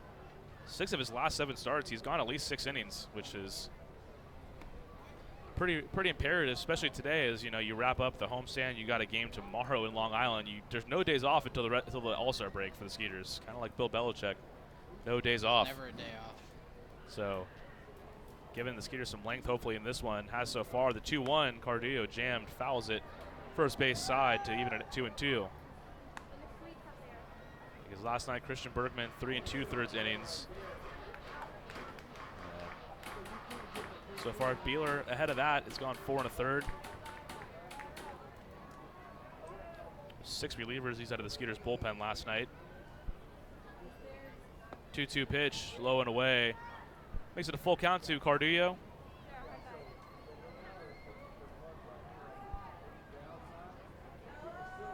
Nine home runs on the year for Cardillo, who's spent some time in 2017 and 16 with the Colorado Rockies. Fouls that one. Backing onto the roof, still 3-2.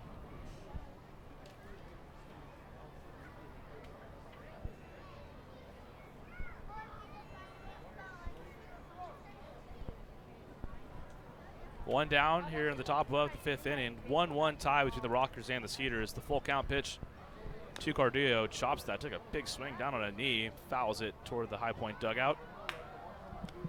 So I have a comment that has nothing to do with baseball, but Yeah, there let's is hear a it. fan down here in front of us that has a binder of old school Pokemon cards.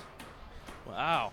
I'd bring him out to the baseball field. Maybe doing a little, what is the game on the phone that you Pokemon Go. There we go. Maybe doing a little Pokemon Go.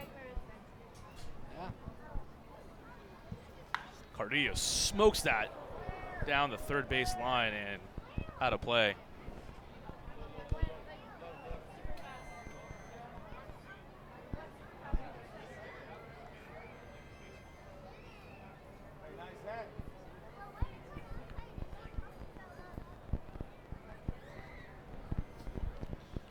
Full count to Cardillo, as it looks like everyone's okay down there, hopefully. That one was a screamer down the 3rd base side.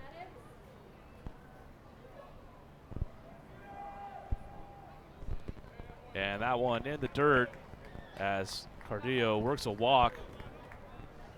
Second walk of the game issued by Dallas Beeler. Control has been one of Beeler's greatest assets as he joined the Skeeters. Over 2 seasons, he's walked just 37 batters and 153 in the 3rd innings coming into this one.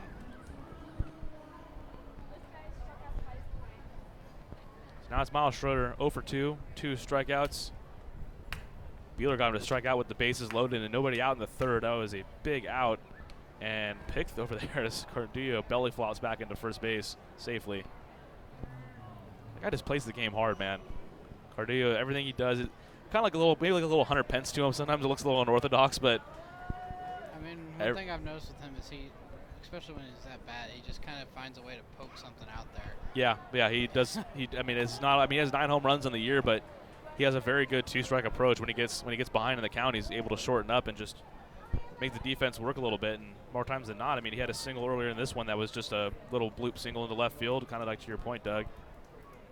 And he has a big lead at first base there, and somehow gets back there. Didn't go down, and Dallas Buehler thought he had him, and that was a close play.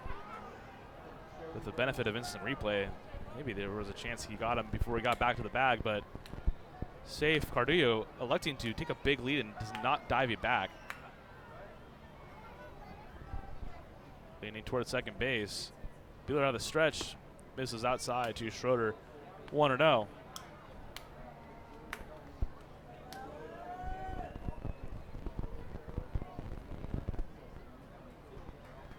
Last night, Schroeder was caught stealing by Albert Cordero as well as Giovanni Alfonso. The Rockers were 0 for 2 trying to swipe bases. That one lined into right field at Bornstein. It's going to drop in front of him for a base hit.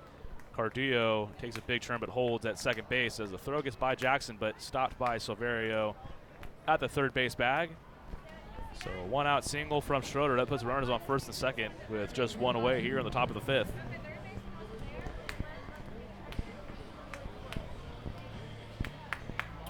Rockers have a runner in scoring position for the second time tonight. They loaded the bases in the 3rd.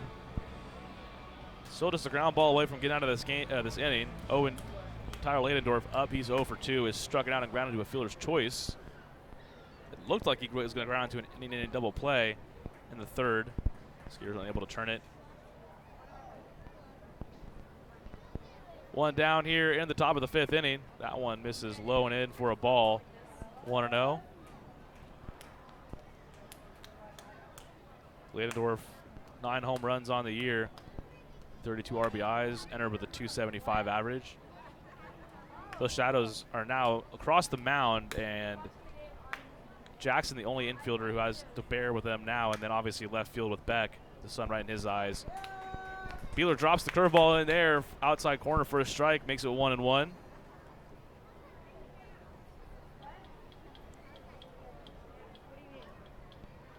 Cardillo at second base. He walked, and then Schroeder with the single. He stands at first. The 1-1. That one popped into left field. Blair Beck has a long way to go. Will not get there. Drops in front of him, but his throw into third base is in time to get Cardillo.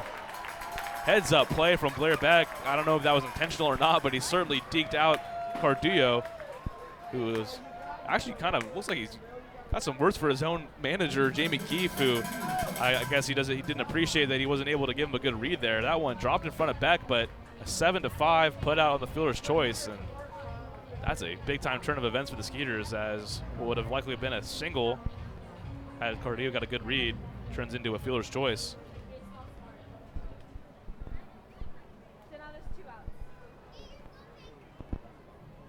So 2 away, runners at first and second still to be Quincy Lattimore, who's 0 for 2. First pitch to him misses in the dirt for a ball, 1-0. Not too often you see a player trying to show up his man. That's not just the third base coach, it's also his manager, Jamie Keefe, and he was certainly visibly upset with him. Yeah. Beck was playing Ladendorf pretty deep and had a long way to go for that one. 1-1 the count now to Lattimore as he swings through the breaking ball. I guess to Keefe's credit, playing devil's advocate, I couldn't tell if Beck was going to come down with that or not either, but Cardillo was not even really halfway between second and third. He was actually moving back as Beck let that one drop in front of him. That one catches the low inside part of the plate. Lattimore shaking his head. 1-2. You also definitely think they have a better view than we do down there on the field. Yeah. You should have a better idea of, if Beck's got a good beat on the ball or not. Remember you before? Yes, sir. Where? 1-2 pitch. Lattimore lunges at that one, is able to get a piece of it to stay alive at 1-2. That's not a lot of things were going right for the Skeeters in the first 4 games of the series, but over the last 2 games now, or 1.5 games I should say, things like that are starting to kind of go in the positive direction for the Skeeters. And then even Beck last night with his home run in his first at-bat, you're seeing things that he'll start to turn a little bit. That one fouled into the Rockers dugout, still 1-2 as Lattimore stays alive. Lattimore, like Ladendorf, 9 homers on the year. Enters hitting .293. It's been the DH last several nights for the Rockers. Runners at first and second, 2 away here in the top of the 5th. Lattimore once again chops it foul behind him to keep the count at 1-2.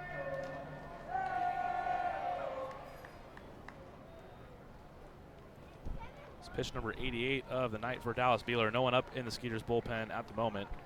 Mentioned he has gone at least 6 innings in 6 of his last 7 starts. So big pitch here from Beeler, 1-2, 2 away here in the 5th. And Lattimore grounds that right to Ryan Jackson at short, who goes the short way to Betancourt at second base, out number 3. So the Skeeters strand runners at first and second. Rockers go down, and we're all tied up at 1-1. We head to the bottom of the 5th. Don't miss out on daily promotions this season at Constellation Field. Come to the park on Monday for discounted margarita prices as well as free tickets for fans who present military and first responder IDs. Visit us on Wednesday and enjoy $1 hot dogs as well as discounts of White Claw hard seltzer. Come thirsty on Thursday for $2 beers and sodas. And you definitely won't want to miss out on Fireworks Fridays. Close the week out on Sunday Fun Day, where we'll have pregame autographs and kids run the bases. Sugarland Skeeters. It's more than baseball. The Skeeter Buddies Kids Club create countless memories that will last a lifetime for kids ages 4 through 12. With 2 packages that are sure to meet your budget, the Skeeter Buddies Kids Club, sponsored by Meadow and Sugar Mill Montessori Schools, offer exclusive moments, such as batting and pitching lessons with players and front-of-the-line privileges or kids run the bases on Sunday Fun Day. For more information, visit SugarlandSkeeters.com. Sugarland Skeeters, more than baseball. Plan your next group outing at beautiful Constellation Field. Looking to celebrate a birthday, host a large-scale event like a company party, or just looking to bring a large group to watch a baseball game? Constellation Field has you covered. We have several birthday packages as well as seating options that include our party suites and picnic plaza, as well as the field plaza to best accompany your group. Visit SugarlandSkeeters.com or call us at 281-240-HITS for more info on all of our group packages. Memorial Hermann Sugarland Hospital has been named the recipient of the highly coveted 2016 Malcolm Baldridge National Quality Award, the nation's highest presidential honor for performance excellence. Memorial Hermann Sugarland was recognized for its outstanding commitment to sustainable excellence through innovation, improvement, and visionary leadership. Memorial Hermann Sugarland is the first Houston area healthcare organization to earn the prestigious Baldridge Award and only the 3rd in Texas. The Sugarland Skeeters are proud to partner with Memorial Hermann.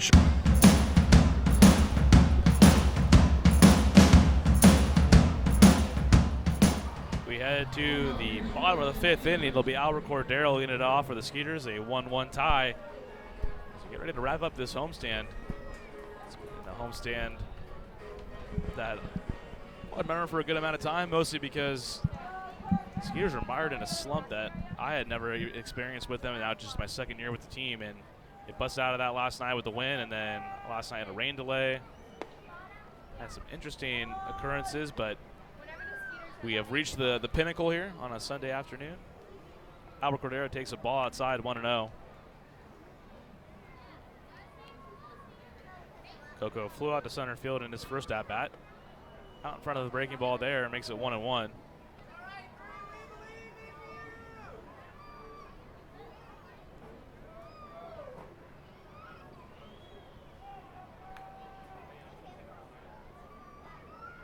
Cordero, 5 homers, 19 RBIs on the year, and pops that up into shallow right field. Cardullo in and has it for the first out of the inning.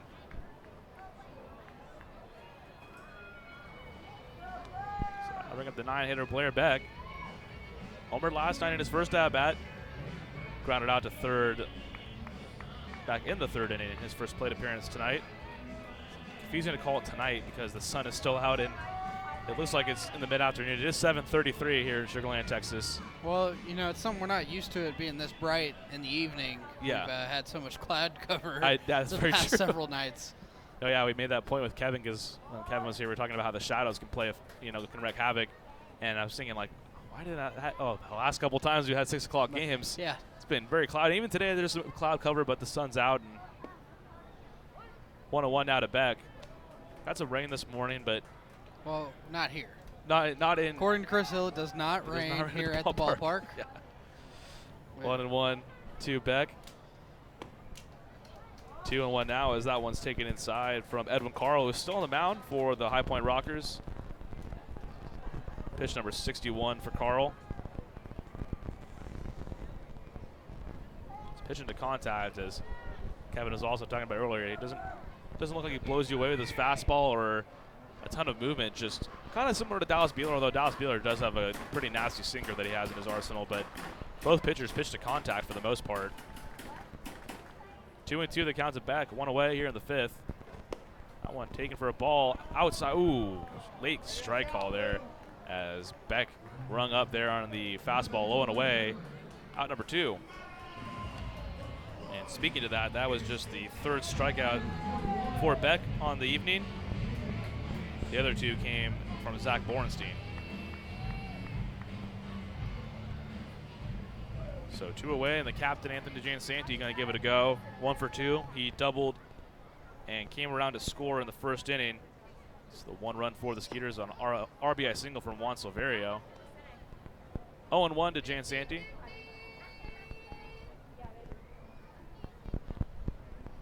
Carl went 7 innings on Tuesday night, which was his season high, and by a pretty wide margin. He hadn't gone more than 5 2/3 leading up to that start, in which he threw 7 scoreless innings back on Tuesday night. I don't feel like we see a lot of guys that go past the 6th or 7th here in the Atlantic League. I think that's just baseball for the most part now. Right. I mean, more or less. I mean, you have your guys like out here in Houston, Justin Verlander and Max Scherzer out in Washington. There's a few others I'm definitely missing, maybe like Jacob deGrom out there in New York. But for the most part, I mean, really between 5 and 6 innings, that's probably the sweet spot if you were to look on average when guys get taken out of games now. 1-2, and DeJansanti skies out into left field. Richie Schaefer battling the sun, using his right hand to battle it, and gloves it with the left. Out number 3 as the Skeeters go down in order in the 5th. So we move to the 6th inning. Skeeters and Rockers locked in a 1-1 tie. Texas Farm Bureau members get free tickets to Skeeters home games every Sunday all season long. Just show proof of your membership at the ticket office to get 2 free tickets to any Sunday home game while supplies last. Visit texasfarmbureau.org/sports to learn more about this offer and other benefits associated with your membership. This offer is exclusive to Texas Farm Bureau members and is only available while supplies last. So become a member today. Texas Farm Bureau Insurance, proud sponsor of the Sugarland Skeeters. Hello, Houston. Tomorrow's here. Time for an energy company that does more than just sell electricity, and that's Constellation. We offer electricity plans that include protection for your air conditioning. If something goes wrong, we'll fix it, and you pay nothing for covered parts and labor. Visit constellation.com/getmore or call 888-921-MORE to learn how all of this is included in one great electricity rate. Certain restrictions apply. Visit constellation.com or speak to a care representative for details. PUC 10014. What's up, dudes? Pamela Printing, the preferred printer of the Sugarland Skeeters, the name you hear most often in Fort Bend County. People are talking about quality, dependability, on time, and helpfulness in producing a great business piece for their company. Nothing provides the flexibility to watch the Skeeters on your time like our exciting mini plans for the 2019 season. Some of our plans include a fireworks plan with tickets to all of our Friday firework games. Catch the buzz on the weekends and come away with some of our hottest giveaway items with our Saturday night plan. Enjoy the ultimate flexibility with our Pick 8 plan, giving you the chance to pick out 8 games that work best for you. Visit SugarlandSkeeters.com to find out more information on all of our mini plans. Sugarland Skeeters, more than baseball.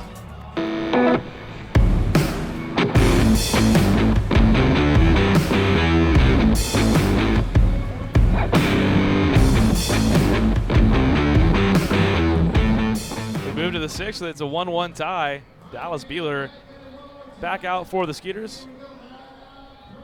It's going to be Richie Schaefer to lead the inning off, and it kept him quiet so far. He's grounded out and popped out in his first 2 at-bats of the game.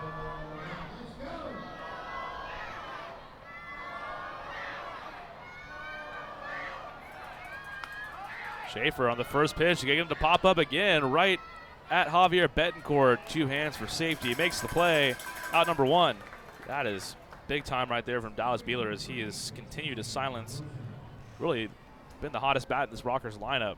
I think you got a little assistance from our fans with that The toasted yolk donut I like that I don't know the methodology, and I'm sure there is, on who they decide to pick for the donut chant, but that was genius to give it to Richie Schaefer, because anything to bust up that guy's time, and you'd imagine that's what you want to be doing. I'm sure Schaefer is going to be finding himself in the home run derby at the All-Star game for the Atlantic League and here in a few weeks.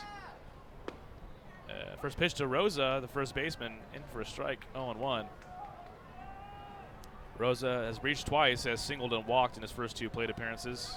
And quickly down 0-2. Dallas Beeler, that's a sharp backdoor breaking ball right there. And Rosa calls time because I don't think he's even realized. He feels like he's been in the batter's box for all 5 seconds, and he's already down 0-2. He's going to catch his breath. Dallas Beeler, a quick worker. Has him down 0-2 out of the windup. Pitch misses low into the dirt, 1-2. Lefty beginning to throw in the Skeeters bullpen. From my vantage point, it looks like it's Daniel Gibson, former High Point Rocker, acquired by the Skeeters before this homestand. That one chopped to Jackson, who catches the big hop on the run, throws in time to Phipps there for the second out of the inning. And we were kind of going back to, we were talking about why guys usually don't go longer than 5 or 6 innings. I mean, it's usually because you don't want the guy to face the order a third or a fourth time. That tends to be, when you look at the numbers, is when guys they pick up the time into the pitcher. And third time through the order, Beeler has held the Rockers in check, just 1 hit, and that was Miles Schroeder last inning, a single. And chance here to get through 6 innings. First pitch to Clean Sams in the dirt for a ball, 1-0.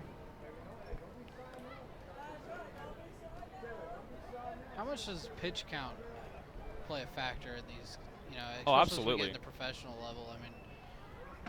I mean, it definitely depends on the guy too. Depends on how, I guess, stretched out they've been on the year. Like Beeler, for example, he threw a season high 106 pitches in his last start. I feel like 100. Once you hit 100 pitches, that tends to be the time where you start taking note of the pitch count. But guys coming off the disabled list, maybe they're put at a 50 pitch count, depending on where they're at. It's definitely one of those things you got to manage.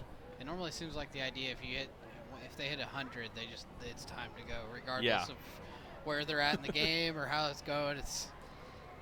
That definitely is one of the landmark numbers, as Sams lines it into left field, going to keep this inning alive as that's in front of Beck for a 2-out single.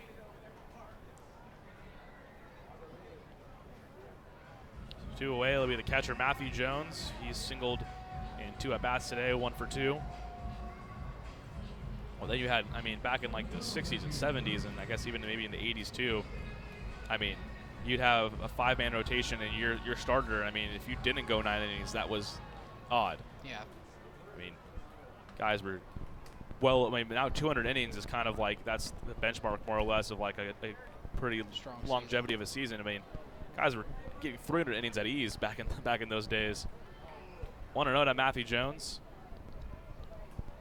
Relief pitchers weren't a thing. No, it was a lot of. All right, who's your pitcher today? And that's going to be it. Sams with a huge jump there as he dives head first into second base. Easy stolen base there. That puts a runner now in scoring position here with 2 away in the 6th inning. He kind of hesitated because he got such a good jump, and maybe was expecting Beeler to step off because he left so early, but they're unable to communicate it to him. He takes it easy bag there. So with 2 away, runner on second base, Jones ahead in the count, 2-0.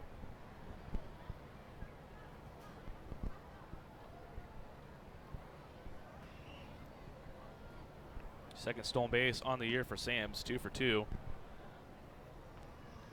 Pitch to Jones. Called a strike on the inside part of the plate there. A little front door slider, it looked like, or maybe a cutter. 2-1.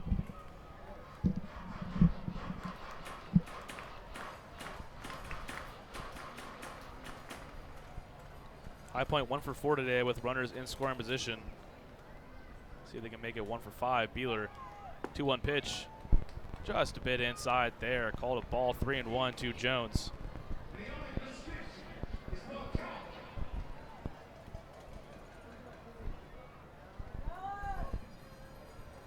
Jones was 0 for 3 against Beeler coming into today. Now 1 for 5 in his Rockers career against him. Fouls that one back, going to make it full. 3-2 as that one's onto the roof there down the first base side.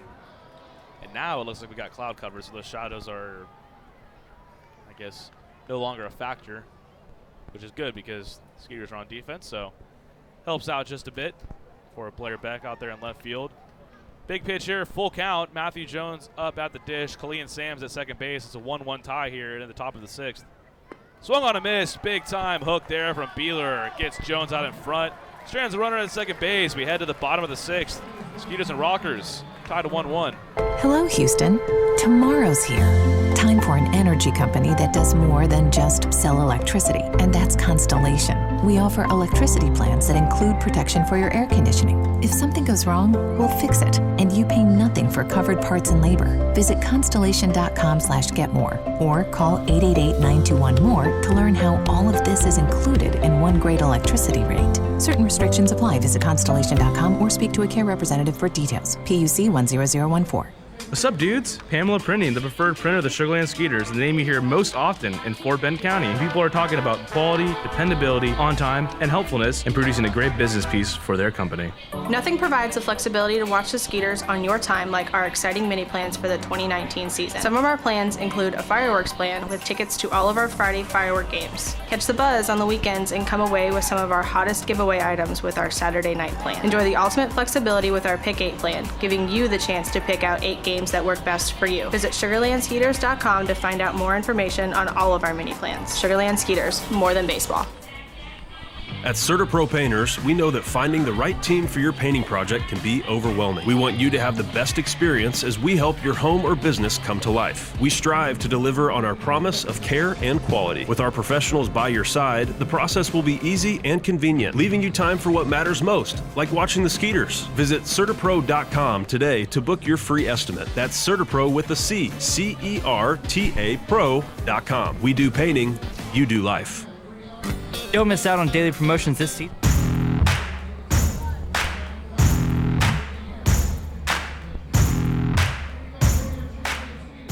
It's going to be Ryan Jackson to lead off the bottom half of the 6th. 1-1 the score between the Skeeters and the Rockers. The finale of the 6-game series here. And top of the order, let's see if the Skeeters can take a lead.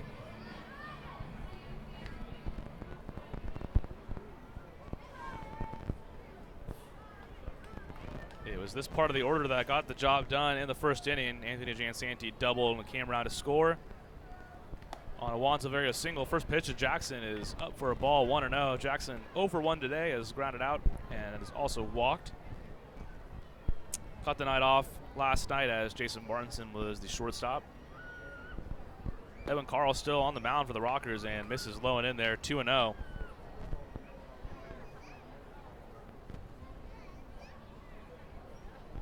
It'll be Jackson, Silverio, and then Dennis Phipps. Big time part of the order here for the Skeeters. Jackson lost that into right field. Cardillo had him played shallow. Goes back on the run, makes the play for the first out of the inning as Cardillo had Jackson shaded in and toward the right field line, and Jackson almost launched it over his head there. Cardillo comes down with it though, and with one away, that'll bring you up Juan Silverio.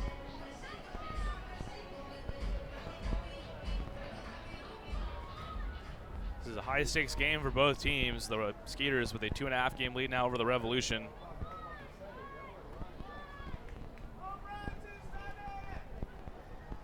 I should say they have a 3.5-game lead over the Revs and a 2.5-game lead over the Revs and the Tarp, I guess. And High Point, they trail by 2 games in the Liberty division.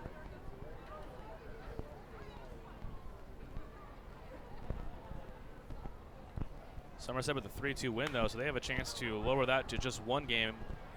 Hopefully not, though, as the Skeeters in a battle themselves. Silverio fouls that one off to make it 0-2.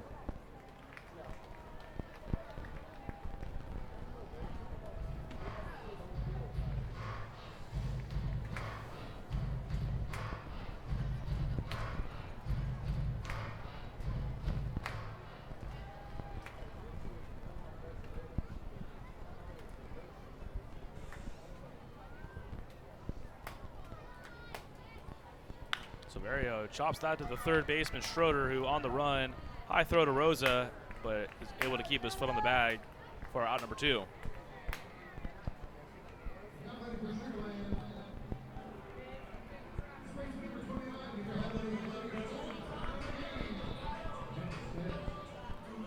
It'll be Dennis Phipps now with 2 away here in the bottom half of the 6th inning of this 1-1 tie. 3 hits for the Skeeters on the night. Last one was a single by Dennis Phipps, the man up at the plate in the 3rd inning. Takes the ball outside, makes it a 1-0 count. Phipps is homered in each of his last 2 games. 13 on the year, leads the Skeeters tied for 3rd in the league. The 1-0 from Carl. Fastball catches the zone to make it 1-1. Lefty Gibson getting ready for the Skeeters. Maybe we'll see him in the 7th inning. Dallas Beeler has spun a gem so far. Just 1 run through his 6 innings of work. Same with Carl. He's through 5 2/3 with just 1 run allowed. High fastball taken by Phipps for a ball, 2-1.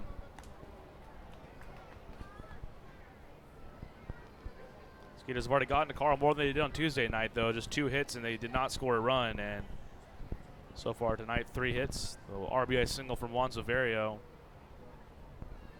A 1-1 tie. The 2-1 to Phipps. Curveball, took a big swing at it, but was out in front.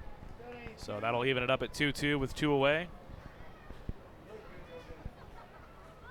Mentioned this is the last game of the 6-game series. The Skeeters will head to Long Island for a 4-game series starting tomorrow. That one in the dirt for a ball. Makes it full here to Phipps. Carl has been fairly stingy. Has only walked 2 guys through his 5 2/3 innings and 3 hits, 3 strikeouts. That was pitch number 83 for him. Beeler ended the inning with 111 pitches. So payoff here from Carl, 3-2. That one taken for a ball, low and away. Phipps works the walk. On for the 2nd time tonight. And a 2-out base run for the Skeeters. That'll bring up Zach Borenstein. Always a threat to jump the yard. He even split a gap here and put the Skeeters out in front. They have not led since their 1 run in the 1st inning.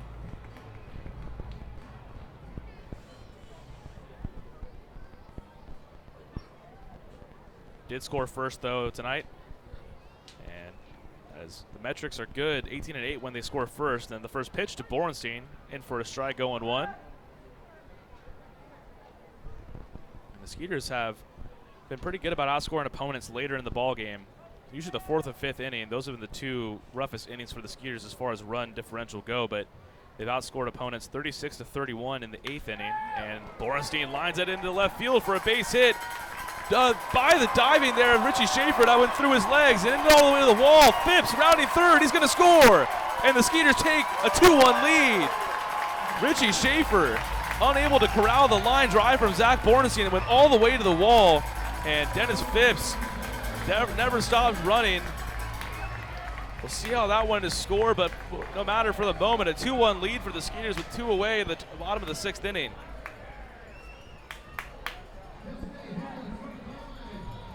Little 2-out rally for the Skeeters.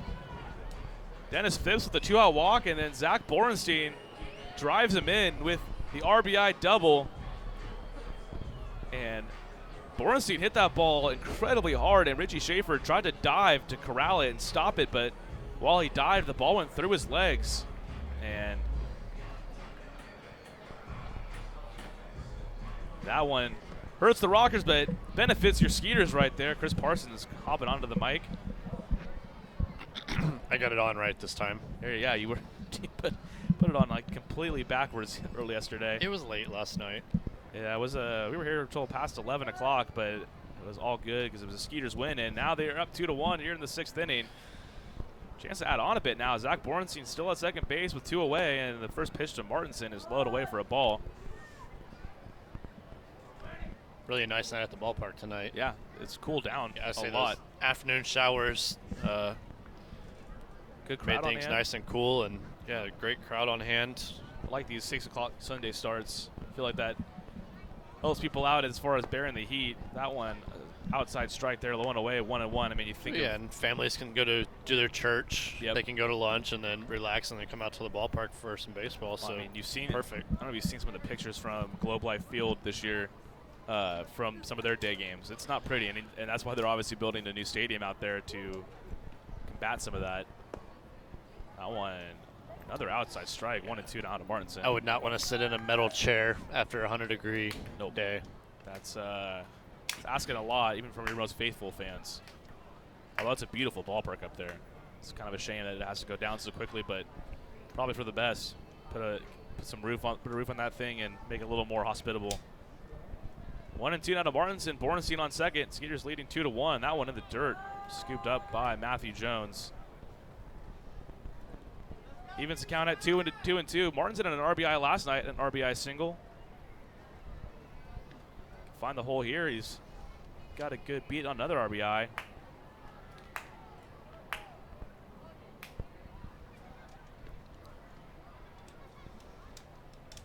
It's 2-1 lead now. Bornstein not credited with an RBI on the air from Richie Schaefer, allowing the run to score. That one almost got Martinson there, but does not get him. Makes it full 3-2.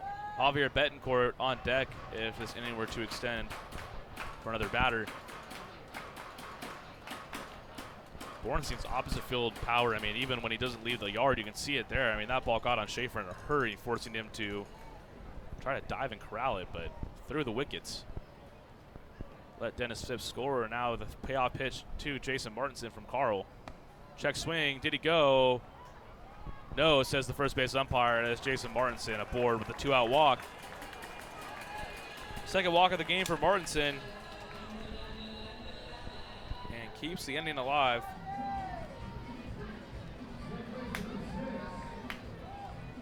For Javier Betancourt, big spot here with 2 away. Going back to that Bornstein at bat too, we mentioned how High Point has really been the team that's utilized the shift as much as you're allowed to in the rules by anybody in this league, and Bornstein kind of punched right back. I mean, there was a monster hole there at shortstop, and he punched it where it was vacant, and looks like that's going to be it for Edwin Carl.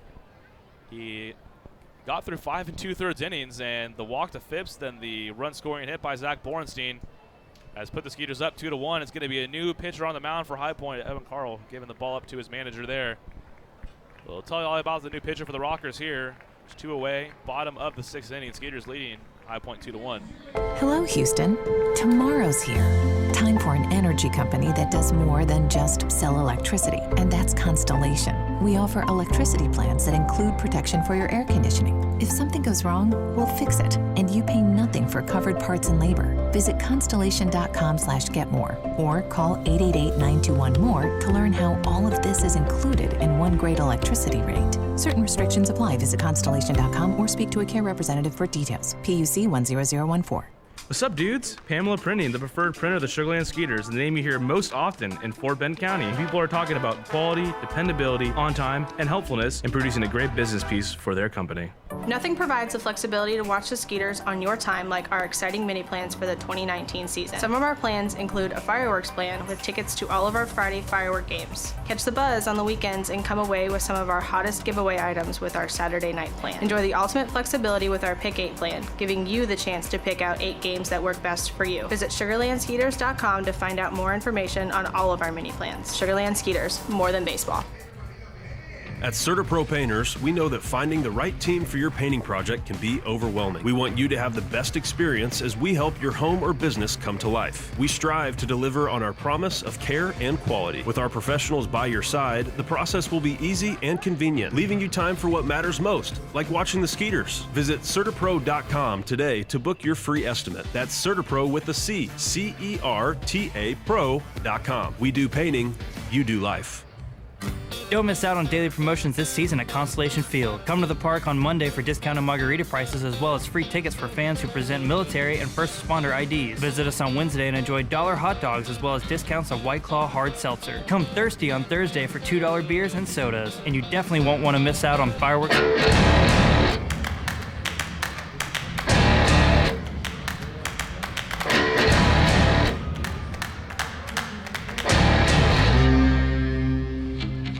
So a big spot here for Javier Betancourt, new pitcher on the mound for High Point. That's the lefty Asher Tolliver.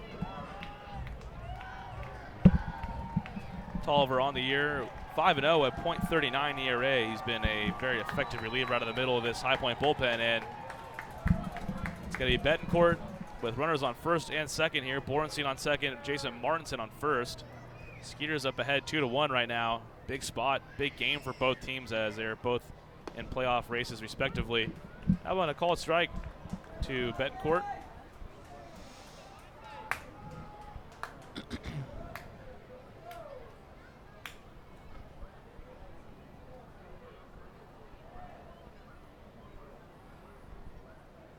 First year with the Rockers, obviously, for Tolliver. Second in the Atlantic League, though, was with the Ducks last year, former major leaguer. And that one outside for a ball, 1-1.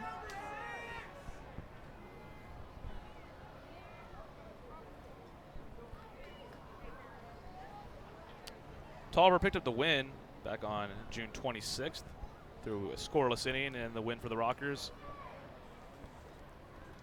1-1, Betancourt swings through the heater there, makes it a 1-2 count. Skeeters have already plated 1 run this inning to take the 2-1 lead. Betancourt had an RBI last night. He came out with the bases loaded in a pinch hit roll and saw 5 pitches. 4 of them were balls. Didn't even have to take a swing and ended up with his first RBI of the year. 1-2 the count to Betancourt. Out of the stretch, Tolliver winds and gives a look over there to Borenstein at second base. He's not going anywhere. Tolliver, a former major leaguer. Spent some time here with the Astros. Yeah, he's in the Astros organization there for a while. Yeah, so folks out here listening to us in the Houston area played with the Astros in 2017, so not all that long ago. It was a decent year for the Astros in 2017, I guess. They did all right. Swung on a missed by Betancourt. Fouls it off into the glove of Jones. Out number 3. So the Skeeters, they do get a run. They take a 2-1 lead on the RBI from Zach Borenstein. It's a 2-1 lead for the Skeeters. We head to the 7th inning. What's up, dudes? Pamela Printing, the preferred printer of the Sugarland Skeeters, the name you hear most often in Fort Bend County. People are talking about quality, dependability, on time, and helpfulness in producing a great business piece for their company. Nothing provides the flexibility to watch the Skeeters on your time like our exciting mini plans for the 2019 season. Some of our plans include a fireworks plan with tickets to all of our Friday firework games. Catch the buzz on the weekends and come away with some of our hottest giveaway items with our Saturday night plan. Enjoy the ultimate flexibility with our Pick 8 plan, giving you the chance to pick out 8 games that work best for you. Visit SugarlandSkeeters.com to find out more information on all of our mini plans. Sugarland Skeeters, more than baseball.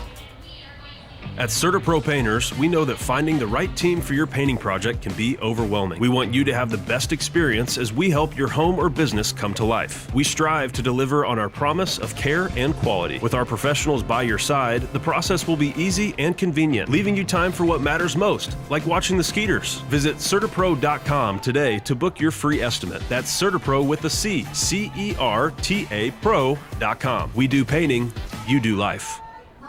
Don't miss out on daily promotions this season at Constellation Field. Come to the park on Monday for discounted margarita prices as well as free tickets for fans who present military and first responder IDs. Visit us on Wednesday and enjoy $1 hot dogs as well as discounts on White Claw hard seltzer. Come thirsty on Thursday for $2 beers and sodas. And you definitely won't want to miss out on Fireworks Fridays. Close the week out on Sunday Fun Day where we'll have pregame autographs and kids run the bases. Sugarland Skeeters, it's more than baseball. The Skeeter Buddies Kids Club create countless memories that will last a lifetime for kids ages 4 through 12. With 2 packages that are sure to meet your budget, the Skeeter Buddies Kids Club, sponsored by Meadow and Sugar Mill Montessori Schools, offer exclusive moments, such as batting and pitching lessons with players and front-of-the-line privileges or kids run the bases on Sunday Fun Day. For more information, visit SugarlandSkeeters.com. Sugarland Skeeters, more than baseball. Playing your...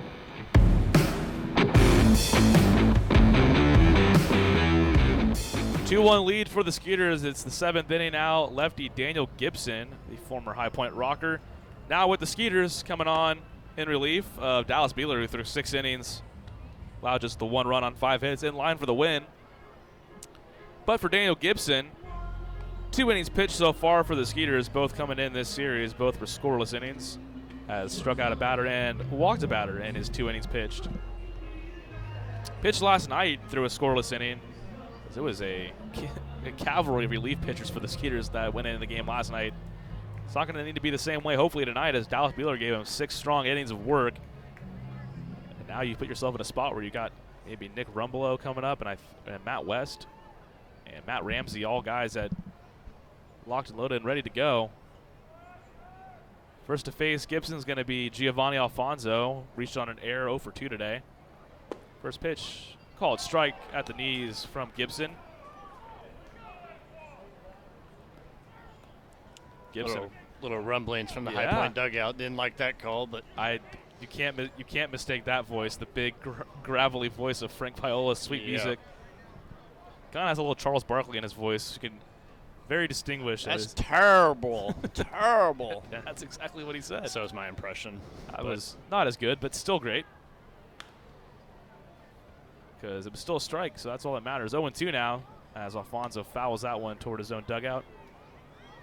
Alfonso the 9-hitter, then it's going to return back to the top of the order where it's going to be Steven Cardillo and Miles Schroeder. Sun beginning to set. It's a pretty beautiful sunset, looks like, out there with all the clouds. It is a really nice night. Yeah, man, I'm not sweating in the booth for a change. For it being July, well, tomorrow being July 1st. It's a beautiful evening. And Gibson goes up the ladder, strike 3, and Giovanni Alfonso has got some parting words for the home plate umpire, but Gibby comes in, 3 pitches, 3 strikes, 1 out. It is a comfortable 84 degrees here at the ballpark. That's got a miraculous. Somewhat of a 84. cool breeze blowing in. Wow. Reminds me of home. Sign us up for another 60 of these to finish out the year. And no kidding. So it'll be Cardillo now, 1 away. Gibson sharply. She needed 3 pitches to get rid of Alfonso for the first out of the inning. Gibson kind of a part of this new look Skeeters bullpen. Guys like him, Matt Ramsey, Nick Rumbelow. And you get Danny Reynolds off the disabled list, and all of a sudden that's a bullpen that start rebuilding it again like it was early in the year. Doesn't look anything like it did to open this series. Gibson, a product of Florida, down there in the swamp. And Cardillo gives it a ride left field, but well foul and out of play, likely into the parking lot. Or I don't know, maybe behind the hutch. There's a fan who thinks he's got a beat on it behind the picnic hut. Gibson was taken by the Diamondbacks, 7th round of the 2013 MLB draft out of the University of Florida, and spent all 7 years at the affiliated level with the Diamondbacks. Career .328 ERA at the affiliated level. They've got Cardillo shifted here to the left side. Swung on a miss there, 1-2. .328 ERA in affiliated ball. Yeah, makes you wonder what happened. Yeah, I mean those are good numbers. 14 career saves.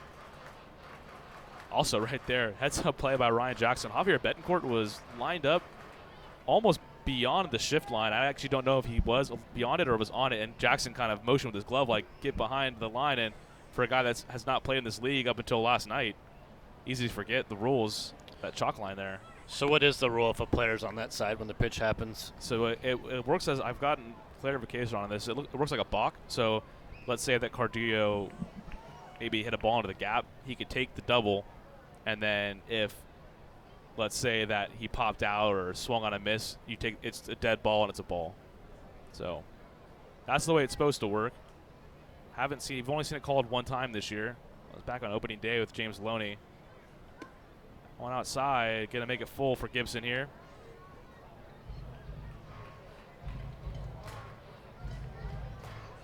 Gibson was an all-star in the Northwestern League, which is the low A affiliate, and with the Diamondbacks, low A Hillsboro. Was 1-0 with a .45 ERA and 14 appearances with the Hillsboro Hops. It's one of the better names too. Brew a lot of beer up there in Hillsboro, which is in Oregon. So my computer talks to me a little bit. Full count pitch, there it goes again. And that one foul back, 3-2 still to Gibson.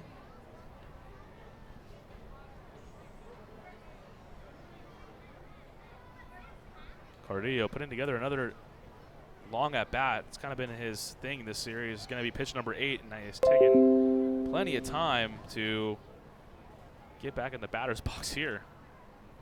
And a day now. Okay, there he goes. We're ready to go again. Full count pitch. There's one down here in the top of the 7th. Former teammates here in Cardillo and Gibson facing off. The full count pitch. Fastball misses up. Cardillo takes, and once again he finds himself on base. He's reached 3 times now tonight. His second walk of the game, and brings up Miles Schroeder. Gonna flip it around out of the right side as Schroeder at the left side with Beeler on the mound is 1 for 3. Struck out a pair of times and is also singled. It looks like that's Matt West getting warmed up. Him and Rumbelow look somewhat similar. Got my binoculars here, can stop guessing. Yeah, that's Matt West, number 19 out there on the mound, getting ready to get loose. Good lead for Cardillo, leaning towards second base. First pitch to Schroeder, swung on a miss for a strike. He got a pitch he liked, his eyes lit up, but he swings through it, 0-1. Cardillo is just so pesky. I've probably said that so many times in this broadcast, but just to get an idea, when you see his lead, you can see it there on the camera. That has got to be kind of jarring for a pitcher to have that look over there where he's just kind of actively kind of almost teasing you to throw it over there. Doesn't go there, and Schroeder pops it up to Blair Beck in left field. Beck under it, calling off Jan Santi, and Jackson has it for out number 2 here in the 7th. Probably going to see Cardillo try to swipe it back here now with 2 outs. What did you think, Parsons? Bring it on. Cordero threw out 2 runners last night. Yeah, Coco. He was looking good. A missile last night from home plate. You can run on Coco. You might not like the results, as last night Rockers tried to steal 2 bases and they were thwarted at both attempts. Not Coco approved. Not Coco approved. Good call there. Yeah, we actually ran through the gauntlet of Coco approved videos during the rain delay yesterday. Those are great. Troy Under, video coordinator. Those are classic. Such a good job. Those are so funny. Now it's going to be Tyler Ladendorf 2 down, and Gibson going to check over on Cardillo, who's back in time. Gibson was actually with the Diamondbacks in their minor league system earlier this year with AA Jackson and with AAA Reno, and was a combined 0-0 with a 3.60 ERA and 4 appearances with them. 2 down, Gibson out of the stretch, the pitch to Ladendorf. Inside, taken for a ball, low and in, 1-0. Skeeters took the lead in the bottom half of the 6th. Zach Bornstein laced a ball toward the left field gap, and it got through the legs of Richie Schaefer, allowing Dennis Phipps to score all the way from first base. Now the Rockers have a runner at first here. That was Cardillo with the 2-out walk. Pitch to Ladendorf, chopped toward that high point dugout and makes it 1-1.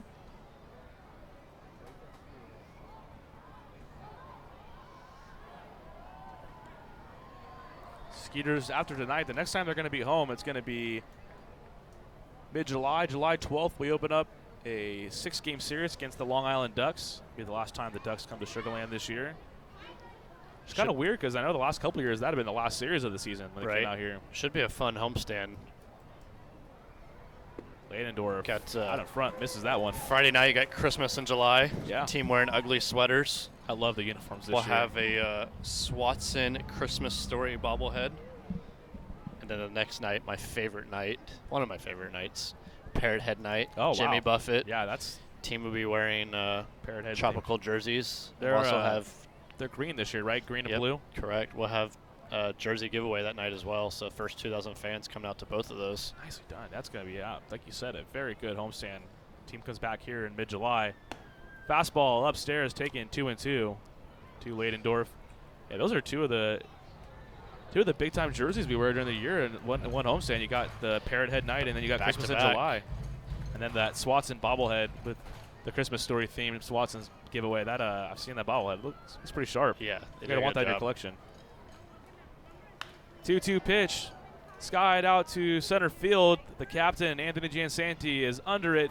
Gloves it for out number 3. Daniel Gibson works a scoreless 7th inning. It's stretch time at Constellation Field. Skeeters lead the Rockers 2-1.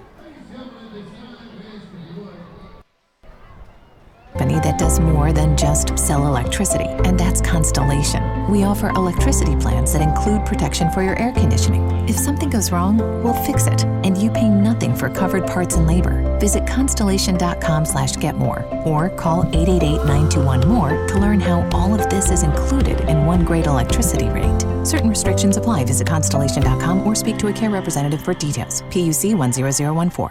What's up, dudes? Pamela Printing, the preferred printer of the Sugar Land Skeeters, the name you hear most often in Fort Bend County. People are talking about quality, dependability, on time, and helpfulness in producing a great business piece for their company.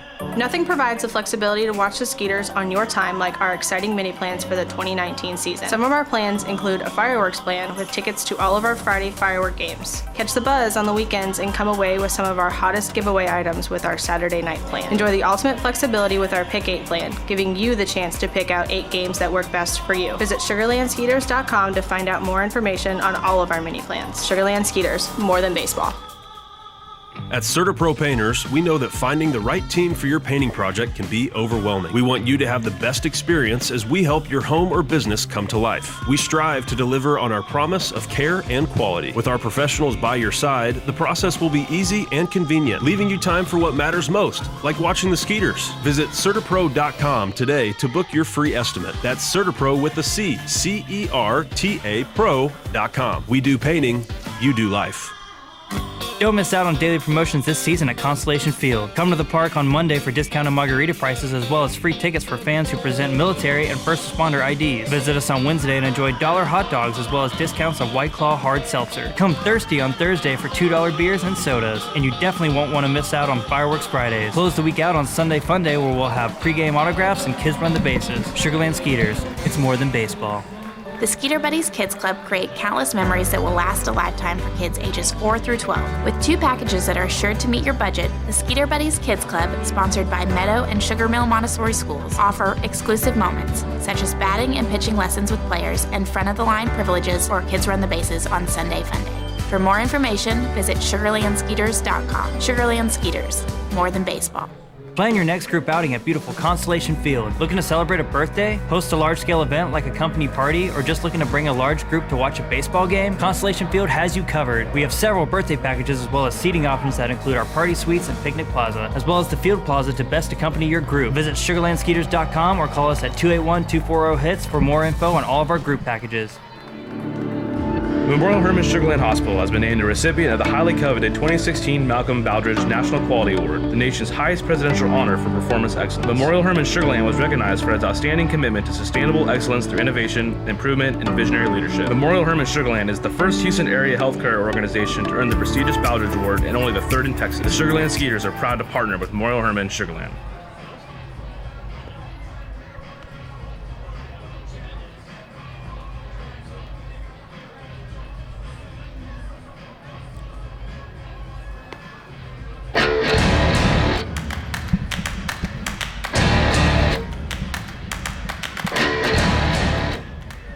Going to be Albert Cordero leading it off in the bottom of the 7th inning, a 2-1 lead for the Skeeters.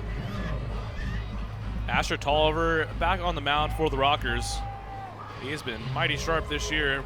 After that scoreless 6th inning, he is, or that 3rd of an inning in the 6th inning, he's down to .39 ERA. That's in Felipe Paulino territory down there. Coco going to switch over now, back from the right side. He had a home run on Thursday morning from the right side. It was his 5th of the year.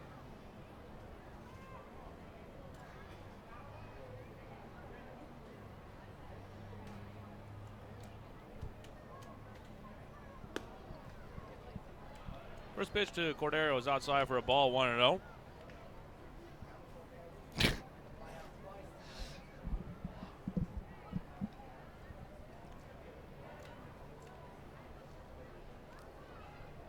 Outside, evens it up at 1-1 as Cordero takes. 2-1 lead for the Skeeters.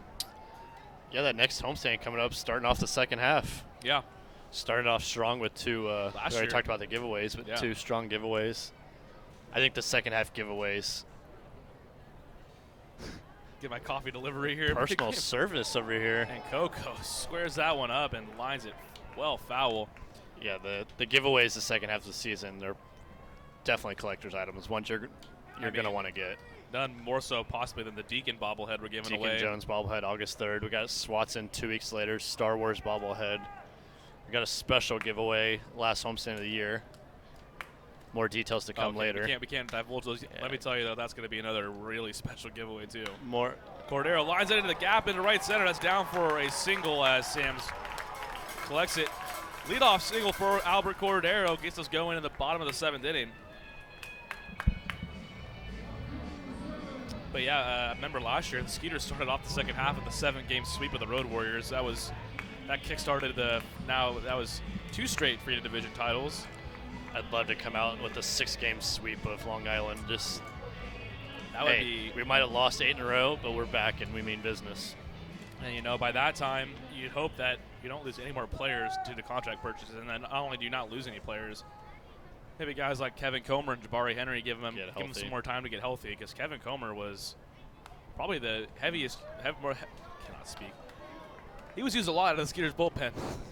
Stumble over the words. Running out of words to say here, game number 6, but yeah, to have him back in that bullpen, that's wealth of riches down there. So Blair Beck fouls his first pitch off back against the net, 0-1 count. Albert Cordero on first, led off the inning with the single. Fastball up, taken for a ball, 1-1. It'd be nice to let some of these new guys bond and Yeah, Bill. I mean, you got a lot of shuffling around. You hope you can keep the roster somewhat the way it is now. I mean, or at the very least, you hope you don't lose more players. If anything, you can just maybe add on some reinforcements. I mean, there for a while, it was a new guy every couple days. Player getting signed, new guy coming in. Yep. Players getting hurt. I mean, this week alone, we had 3 players join the team. 5 players joined the team. Nick Rumbelow, Daniel Gibson, Matt Ramsey, Javier Betancourt, and the man up to bat now, Blair Beck. Fouls that one back over the roof. 2-2 count. Found out very quickly, Blair Beck has a lot of friends in the Houston area. I mean, none more high profile than Alex Bregman, the third baseman for the Astros, but tweeted out his home run that he hit yesterday in his first at bat, and I got a lot of play on Twitter. Could certainly use some insurance here. The Skeeters lead 2-1. Albert Cordero on first. 2-2 pitch to Beck is foul back, staying alive. Tolliver worked back on Wednesday night through a scoreless inning, allowed just 1 hit.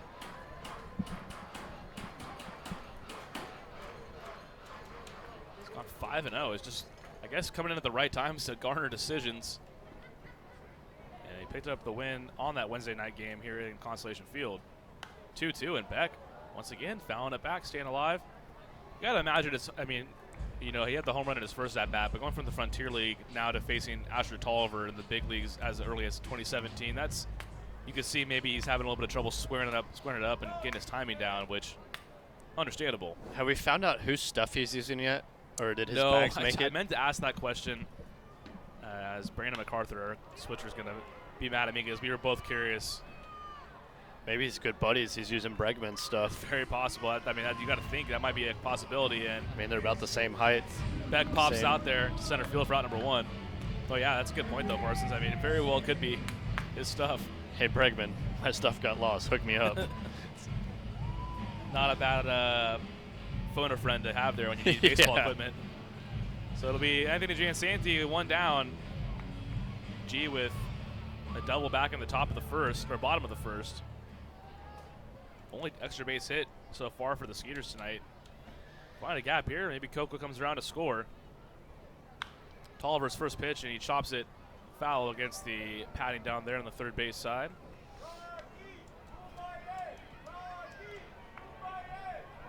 And now it looks like a lefty getting loose in the Skeeters bullpen. Potentially Daniel Schlereth. That's my, without binoculars, guess. And yes, that is Daniel Schlereth getting warmed up there. Next inning for the Rockers, it's going to be Quincy Lattimore, Richie Schaefer, then the lefty Vio Sergi Rosas. So maybe a little West and Daniel Schlereth combo next inning. Well, I guess you can't really do that because you got to face at least 3 batters. So never mind that. Giansanti fouls it back 0-2.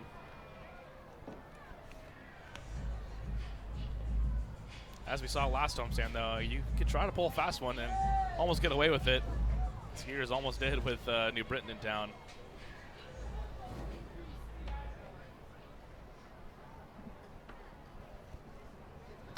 Giansanti, he leads the Skeeters in doubles and is actually in the top 10 in the league as well, especially after his one today. He was tied for 6th with 16 doubles and now 17.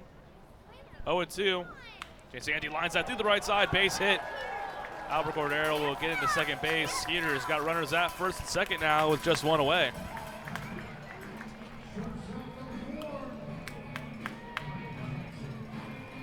Good to see Anthony get a couple hits tonight. He's hit the ball hard all series long, but was 0 for 12, and now a 2 for 3 night so far. A big insurance run at second base in the form of Albert Cordero. It'll be Ryan Jackson, 0 for 2 with a walk so far this evening. On deck is the Skeeters RBI leader, Juan Silverio. Tolliver low set, misses up and away for a ball, 1-0.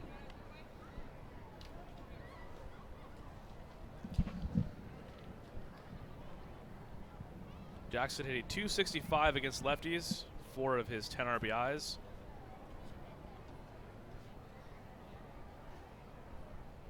One-0 pitch, another high fastball. Tolliver does not get the call. Good take from Jackson, 2-0.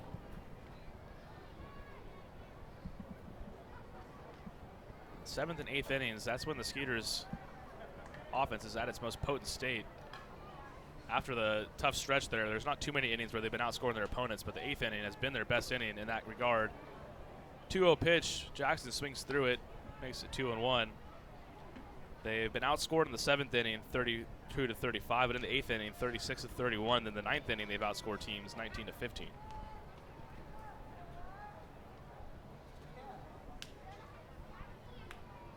Two-one count to Jackson. Hitters count. Runners on first and second. One away.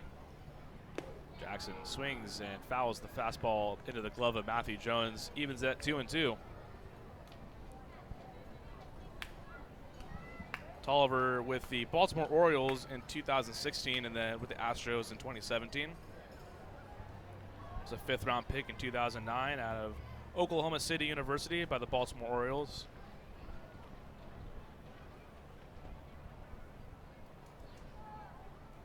Two and two the count. Ryan Jackson with a chance to drive in some insurance runs and lines out into left field. Right at Richie Schaefer, though, who has it, and they're going to throw back and not able to double off Cordero as Ladendorf, the second baseman, unable to handle the low throw, so Coco dives back. That ball beat him there, but thankfully a low throw from Richie Schaefer. Yeah, they definitely had him beat. Good throw, and he's nailed.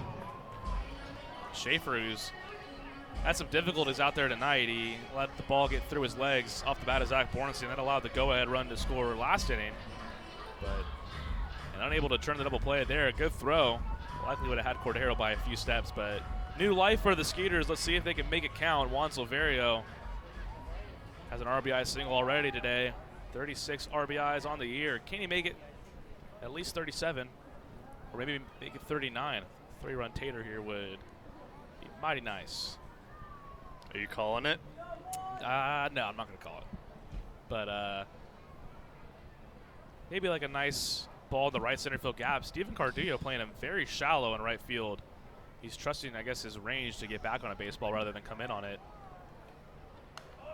And Silverio had a pitch to hit there, and he kind of tossed his bat up, knew it as he fouls it straight back, 0-1. So we'll see how the Skeeters want to attack next inning. And they may be attacking it with some more insurance runs here. Runners on first and second, 2 away, 2-1 lead.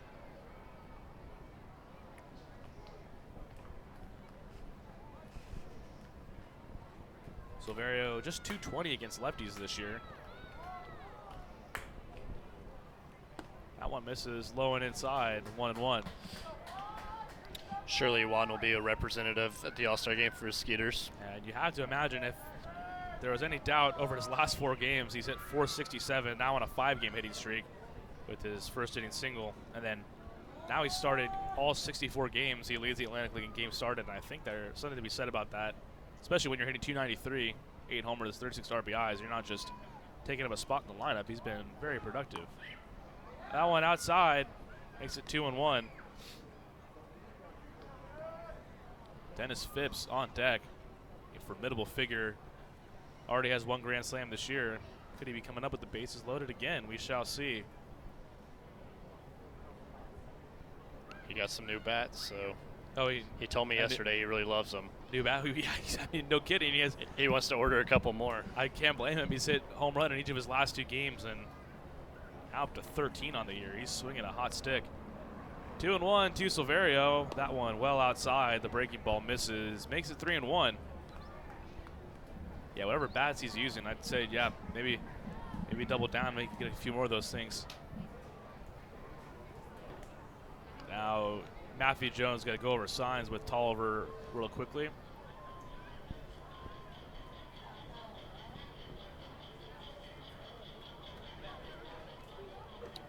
And Jones and the home plate umpire retreating back. And we'll get things going here once again. 3-1 count still to Silverio. Skeeters with a 2-1 lead here at the bottom of the 7th inning. Dallas Beeler with 6 strong innings of 1-run ball has set up the table for the Skeeters bullpen, and now a chance for the Skeeters offense to let that bullpen breathe a little easier. And now Silverio calls time, as at some point they will throw this pitch, I believe. But wait in a bit here.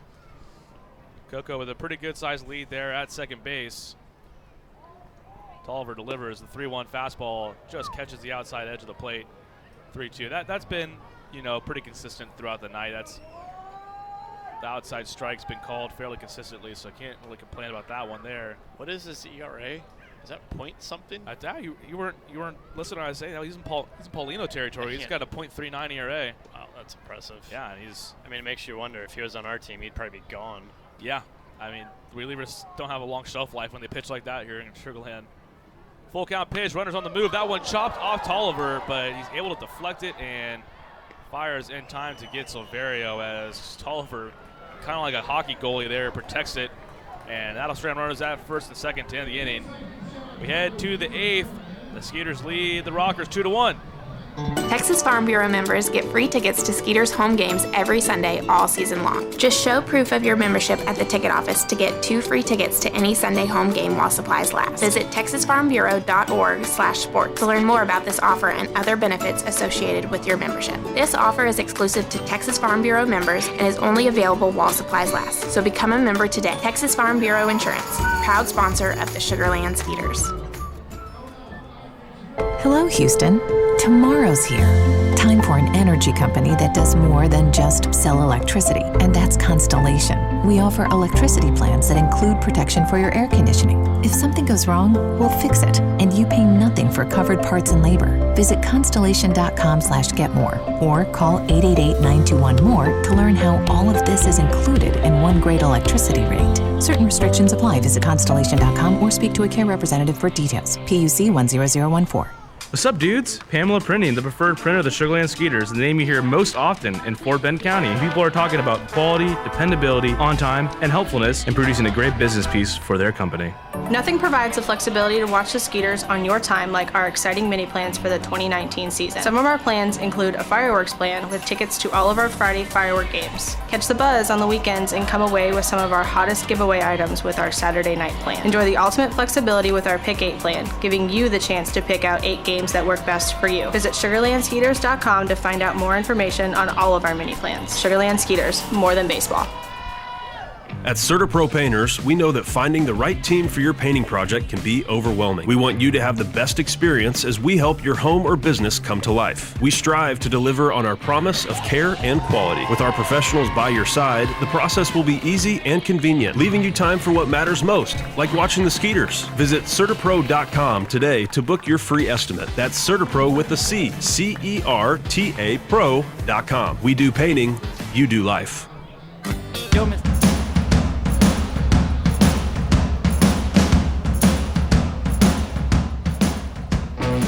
Welcome back.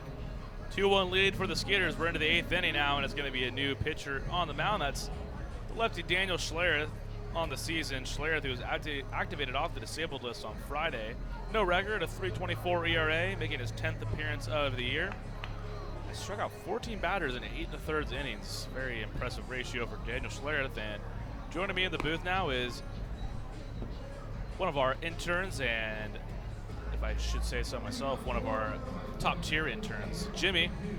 And me and Jimmy will be giving the broadcast together a 2-man tandem here, as I'll actually have my first full-time color commentator, and you'll do some play-by-play too. And we're gonna have an intern takeover day. What day is that on again, Jimmy? I believe it is July 15th is when we're gonna take over the ballpark and run it, and I'm looking forward to it. I'm actually gonna, like Brian said, I'll be in with him, play-by-play calling for when we take on July 15th. Let's see who we got that.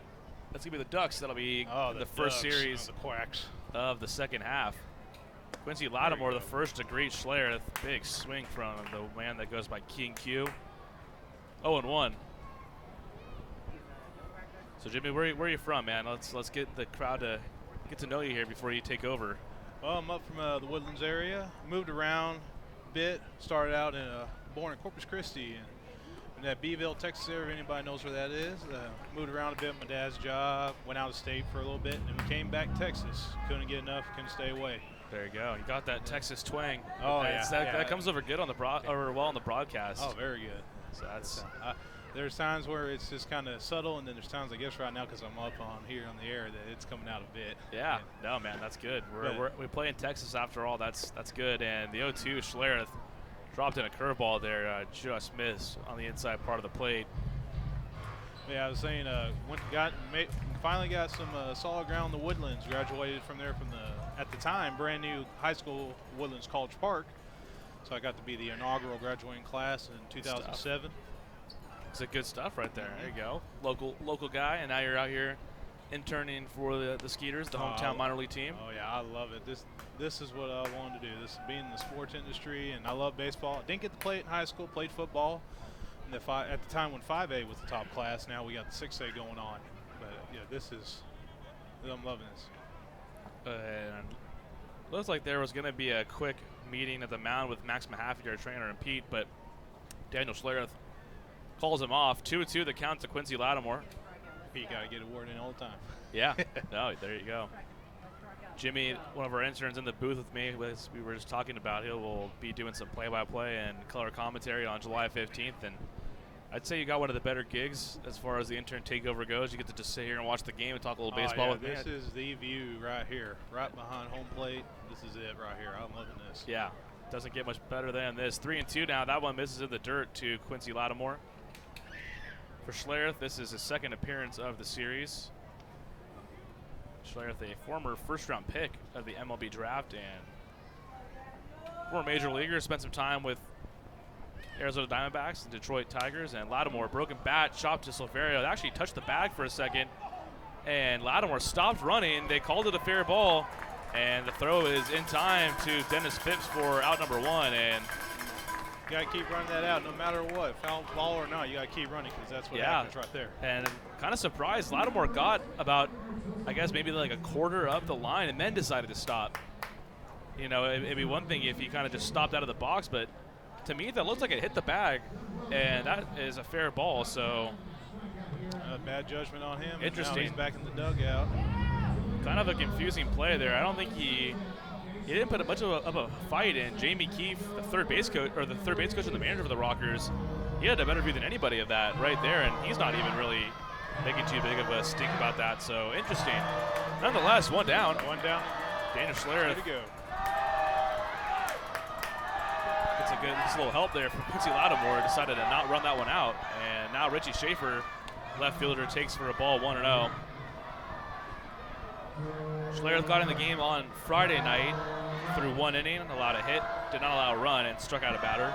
As mentioned, he struck out 14 guys for 8 1/3 innings. So check out the crowd mic just a bit. Donut chain for Schaefer and fastball there. Blown by Richie Schaefer for strike 1, makes it a 1-1 count.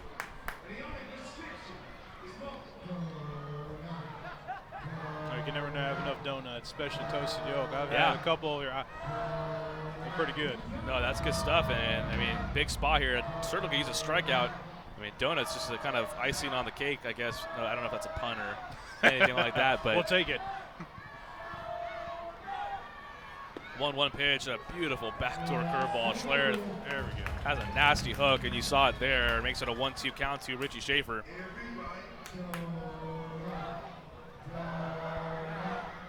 And Schaefer, really a big out here. Hopefully the last time the Skeeters have to face him this series. He's already gotten the Skeeters for 4 home runs, but tonight 0 for 3. A couple of pop-outs and a ground out. The 1-2 from Schlereth. Check swing. Did he go? Ken Leventhal at first base says he did not, so still a 2-2 count now.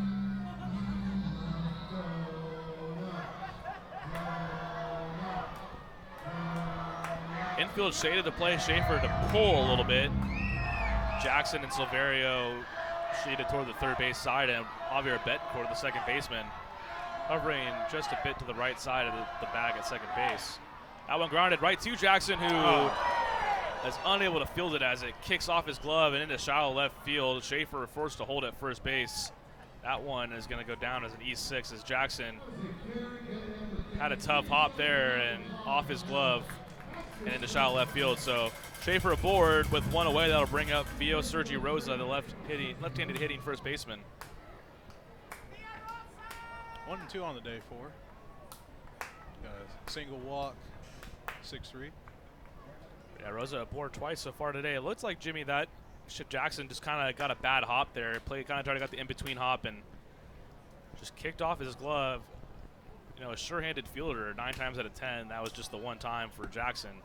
Big swing from Rosa. Wanted to untie this game or take the lead for the Rockets, but misses it. 0-1.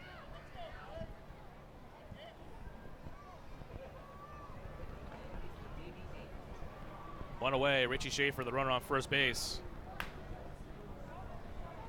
0-1, curveball, low and away, and Dan DeSchlereth puts his hands up, wondering where that one missed. 1-1 the count to Rosa. Hey, you gotta sell it. Yeah, I don't know if that was that one looked a little bit low and away from here, but tough to tell from, I guess, our vantage point. Rosa just batting a .167 against lefties this year, so this is the matchup you want if you're the Skeeters. Lefty on lefty, just 2-1 count now. 1 home run for Rosa and 4 RBIs against lefties this year. So 2-1 count. Richie Schaefer, the runner on first. Fastball. That looked good from here. Just a bit inside as Schlereth getting squeezed just a bit. Makes it a 3-1 count. Yeah, just a .167. Certainly don't want to let Rosa get a free base. He struggled mightily against left-handed pitching this year. Kalian Sams stands on deck. Not a huge lead for Schaefer. Schlereth delivers a fastball, chopped off Rosa there off his leg as he takes a second, kind of hobbles around. Yeah, he asks the umpire if he can maybe go dust off the plate or something, and as he does, as that one fouled right off the leg. Those hurt.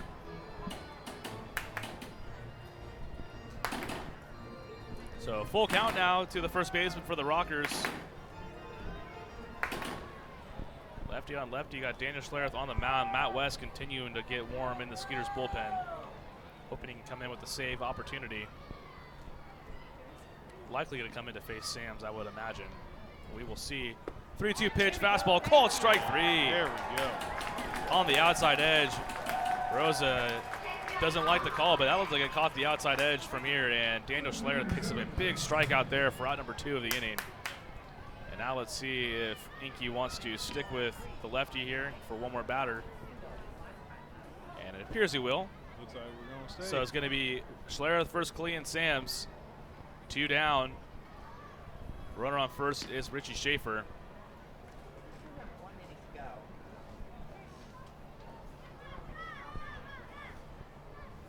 Schlereth himself, I mean, pretty even against righties and lefties. Righties coming into this one were 5 of 20, 250, and then lefties were 3 of 12, also 250. So from his standpoint, he's been good against both sides of the plate. And the first pitch of Kalian Sams fouled straight back, 0-1. Sams 1 for 3 tonight. Has a single to his credit. For the Skeeters next inning, it's going to be Dennis Phipps, Zach Bornstein, and Jason Martin. Really the power alley of the Skeeters lineup. Maybe a couple home runs to pad that lead just a bit. Right now, the lead for the Skeeters is 2-1. Yeah, like you said earlier, Phipps is his bat is just on fire. Oh yeah, right now. And apparently, as Parsons was telling us, he got some new bats. So hey, baseball players are superstitious. So that's whatever it takes. Some as little thing, and new cleats, new glove. In this case, new bats. Yeah, they've worked out just fine. Phipps has homered in 2 straight games. Right now, they got Kalian Sams. The 1-1 count. Daniel Schlereth looking to get out of this 8th inning untouched. Skeeters with a 2-1 lead. Infield once again playing to pull here on the left side. The righty Sams. That one forces Sams to get out of the way. Inside, 2-1. Schlereth, 33 years old. His 12th season at the pro level. Finished out last season by the Seattle Mariners minor league system. 3.60 ERA and 20 appearances between AA Arkansas and AAA Tacoma. And he began the year in the Atlantic League, though, with the Ducks through 7 1/3 scoreless innings. That one grounded to Jackson, who bobbles it again. The throw, though, gets Sams by a few steps in time. A good recovery by Jackson there to end the inning. So 1 base runner for the Rockers this inning, but Daniel Schlereth, shout out to him, scoreless 8th inning. We move to the bottom half. Skeeters out in front of the Rockers 2-1. Texas Farm Bureau members get free tickets to Skeeters home games every Sunday all season long. Just show proof of your membership at the ticket office to get 2 free tickets to any Sunday home game while supplies last. Visit texasfarmbureau.org/sports to learn more about this offer and other benefits associated with your membership. This offer is exclusive to Texas Farm Bureau members and is only available while supplies last. So become a member today. Texas Farm Bureau Insurance, proud sponsor of the Sugarland Skeeters. Hello, Houston. Tomorrow's here. Time for an energy company that does more than just sell electricity, and that's Constellation. We offer electricity plans that include protection for your air conditioning. If something goes wrong, we'll fix it, and you pay nothing for covered parts and labor. Visit constellation.com/getmore or call 888-921-MORE to learn how all of this is included in one great electricity rate. Certain restrictions apply. Visit constellation.com or speak to a care representative for details. PUC 10014.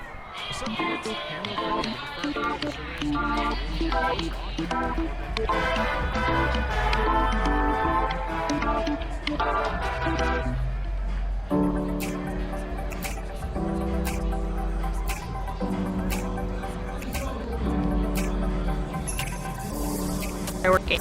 Catch the buzz on the weekends and come away with some of our hottest giveaway items with our Saturday night plan. Enjoy the ultimate flexibility with our Pick 8 plan, giving you the chance to pick out 8 games that work best for you. Visit SugarlandSkeeters.com to find out more information on all of our mini plans. Sugarland Skeeters, more than baseball.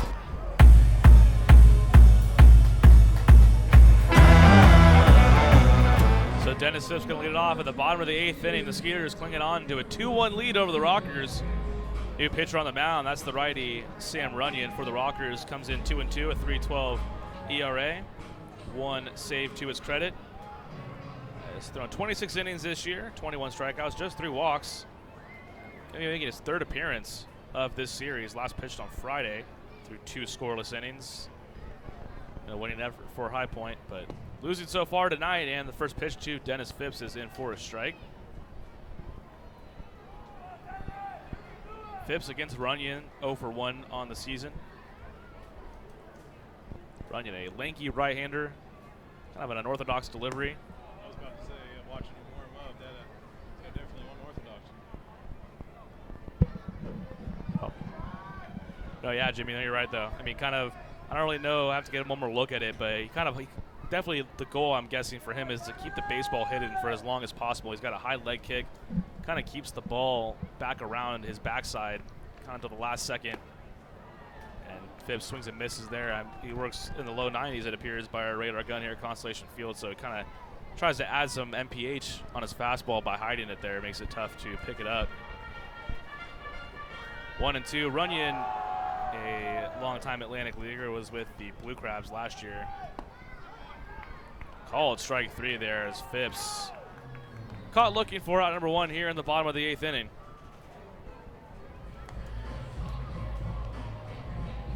So with 1 away, it's going to be Zach Borenstein. And we were talking about some splits last inning, Jimmy, and Zach Borenstein's got a pretty good split against right-handed pitching. Coming into this one hitting .328 with 4 homers against right-handers this year, and got the righty-lefty matchup here, and need of an insurance run, see if he can get on base. Called a strike 1 there to Borenstein. In his last at-bat, he singled, and then his single got by the diving attempt, or I don't even know if you can call it a dive. It just got by Richie Schaefer through his legs and into all the way to the left field wall. I saw that hanging out at the bullpen card area, and I saw that go by. And the Rockers continue to shift him kind of like they did they had him in his last at-bat, where they're really playing him to pull the ball. They've got Alfonso, the shortstop, playing just about up the middle of the diamond, and then Schroeder, the third baseman's playing where the shortstop would play. So, I mean, if he lays on a bunt down the third baseline, it might be a double at this rate. And Leidendorf, the second baseman, way back there at second base. Backdoor curveball misses low to Borenstein, 1-2. It was a single and 2 strikeouts on the day for Zach.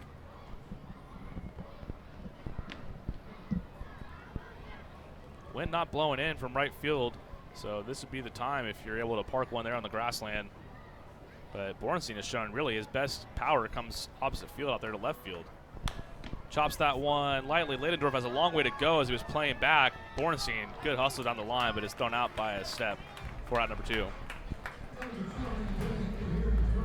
That's also the other downside of that shift. At least it worked out for High Point there when you got Leidendorf playing so far back, and then if Borenstein maybe didn't hit that one as hard and on a few hops, it could be an infield single there. Yeah, it could snuck one through, but see what Martinson can do here. Another big power threat in Jason Martinson. He's got 7 long balls on the year. He is 0 for 1, has walked twice today. Reached on a fielder's choice in his other at bat. I think he's due for something tonight. Yeah, he's been having himself a good series. 1 for 3 with an RBI yesterday. He's starting to turn on a little bit. Curveball from Runyon misses, low and away, 1-0.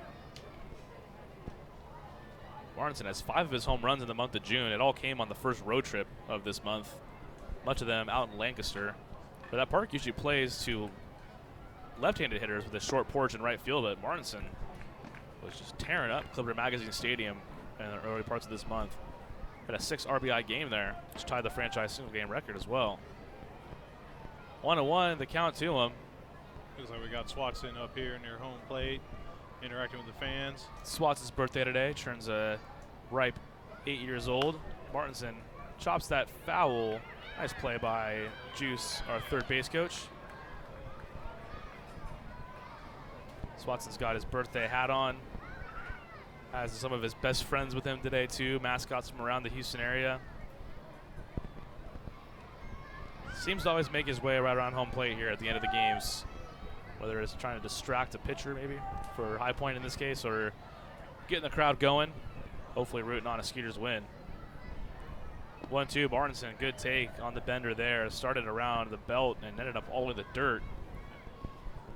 He's not going for any of those low pitches. He's one in that sweet spot. Yep, 2-2. Martinson already has walked twice today. He's shown great patience this season. Second on the team in walks. Javier Betancourt on deck if the inning were to be extended any further.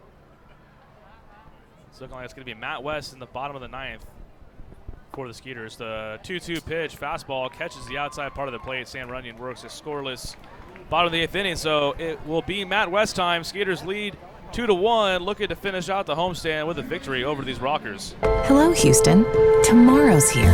Time for an energy company that does more than just sell electricity, and that's Constellation. We offer electricity plans that include protection for your air conditioning. If something goes wrong, we'll fix it, and you pay nothing for covered parts and labor. Visit constellation.com/getmore or call 888-921-MORE to learn how all of this is included in one great electricity rate. Certain restrictions apply. Visit constellation.com or speak to a care representative for details. PUC 10014. What's up, dudes? Pamela Printing, the preferred printer of the Sugarland Skeeters, the name you hear most often in Fort Bend County. People are talking about quality, dependability, on time, and helpfulness in producing a great business piece for their company. Nothing provides the flexibility to watch the Skeeters on your time like our exciting mini plans for the 2019 season. Some of our plans include a fireworks plan with tickets to all of our Friday firework games. Catch the buzz on the weekends and come away with some of our hottest giveaway items with our Saturday night plan. Enjoy the ultimate flexibility with our Pick 8 plan, giving you the chance to pick out 8 games that work best for you. Visit SugarlandSkeeters.com to find out more information on all of our mini plans. Sugarland Skeeters, more than baseball.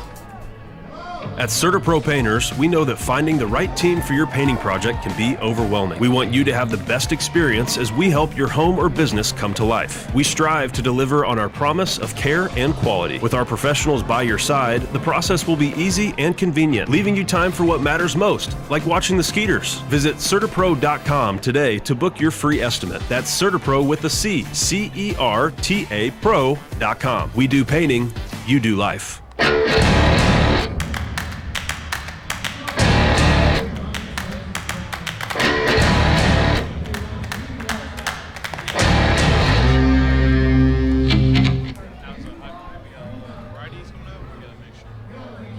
It's going to be Matt West to lead off the 9th inning here for the Skeeters. 2-1 lead over the Rockers.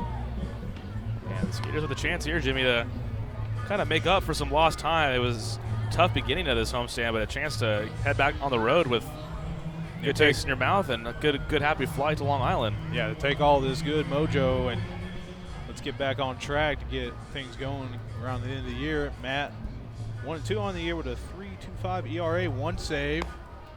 Going to try to get that number 2. For lefties, he's got a 250 average. For those righties, 173. It's going to be a righty, Hector Gomez. You don't need me to tell you. You can just hear the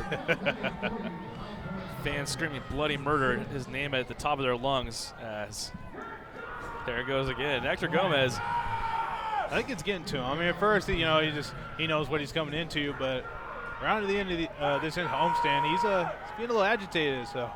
Yeah, I mean, it looks like he's taking it in a good spirit. I know yesterday he was going back to grab his equipment after the rain delay, and there's like maybe 20 people in the seating bowl because most fans had moved back under the concourse, and those fans were just yelling his name at him at the top of their lungs, and he was smiling, and Hector Gomez, first pitch of the inning, gives it a ride deep down the left field line, and foul. No, the play was made down there in the corner by Blair Beck. Nicely done. Big out there, number 1. And I was out of me and Jimmy's vantage point, so we were kind of left to wonder, but my goodness, that one looked like it was at the very least going to go and land in the picnic plaza in foul territory, but that must have been right up into the corner. And big out number 1 there as Gomez retired on 1 pitch. Oh, yeah, look. So, yeah, right butted up against the wall was Blair Beck. Nicely done. Big play from the left fielder there, and Tyler Marenkov now going to grab a bat and hit for Giovanni Alfonso. West, 37 strikeouts on the season. That's tied for second most of any of the leaders in the Atlantic League. He's making appearance number 29, which ties him with Jalen Perez of York for the most appearances in the league. First offering to Schaefer upstairs, 1-0. We talk about that rain delay. Talking about dedicated fans. Yeah. Was not going to let the rain ruin their spirits to stay for our first win in a while to break that streak. And I think all that good spirit and dedication paid off in that. It certainly did. Marenkov, check swing there. He went around by a bunch, 1-1. Yeah, you mentioned it, Jimmy. 1 save for Matt West, looking for number 2. He's kind of become, more or less the de facto closer, a closer by committee, as P. Gavilia kind of described it as. But Matt West going to be at the top or near the top of that committee and getting a big opportunity tonight to lock up that second save. 1-1 to Marenkov. Good slider from West. Check swing, and they're going to say he did not go around. So it makes it a 2-1 count. Yeah, Matt West possesses probably one of the best sliders in all of independent baseball, and if he was in the affiliated minor leagues, which in my opinion he should be, he's one of the best sliders in all minor league baseball. That thing is nasty, and he also has a curveball to go with it too, which we just saw there. 2-1 from West. Goes with a fastball that time upstairs. Makes it a 3-1 count. Blair Beck with a fantastic grab down there in the left field corner to retire Hector Gomez for the first out of the inning. And Skeeters 2 outs away from closing out this homestand and with a win, and they can lower that magic number to 3. I mean, they control their own destiny here. They can just win tonight and then 3 more. It doesn't matter what the folks out in York do. Fastball called a strike there as Marenkov tosses bat, thinking he had ball 4. He's going to go have to retrieve it. And that's a long walk to go retrieve your bat after that. That's what shouldn't have assumed that early. I think he pays for it now, so now we got a full count here. I think Matt should give him some of that nasty, make him regret over here assuming that he was going to get a walk. Marenkov coming off the bench, 3-2 count. Matt West out of the stretch, delivers. And Marenkov stays alive, fouls that one back, and now you wonder also too, Marenkov, I mean, he was so muttering to the umpires as he walked in the batter's box. Right now, the mental edge is definitely on Matt West's side. Marenkov's still pretty peeved that he's in the batter's box. On the year, Tyler Marenkov, who has started intermittently throughout the series, hitting .275, 3 homers, 14 RBIs. Once again, West out of the stretch, the full count pitch. That one low, called a ball there. And a 1-out walk for Tyler Marenkov coming off the bench. I'll send it back to the top of the order. It'll be Steven Cardillo.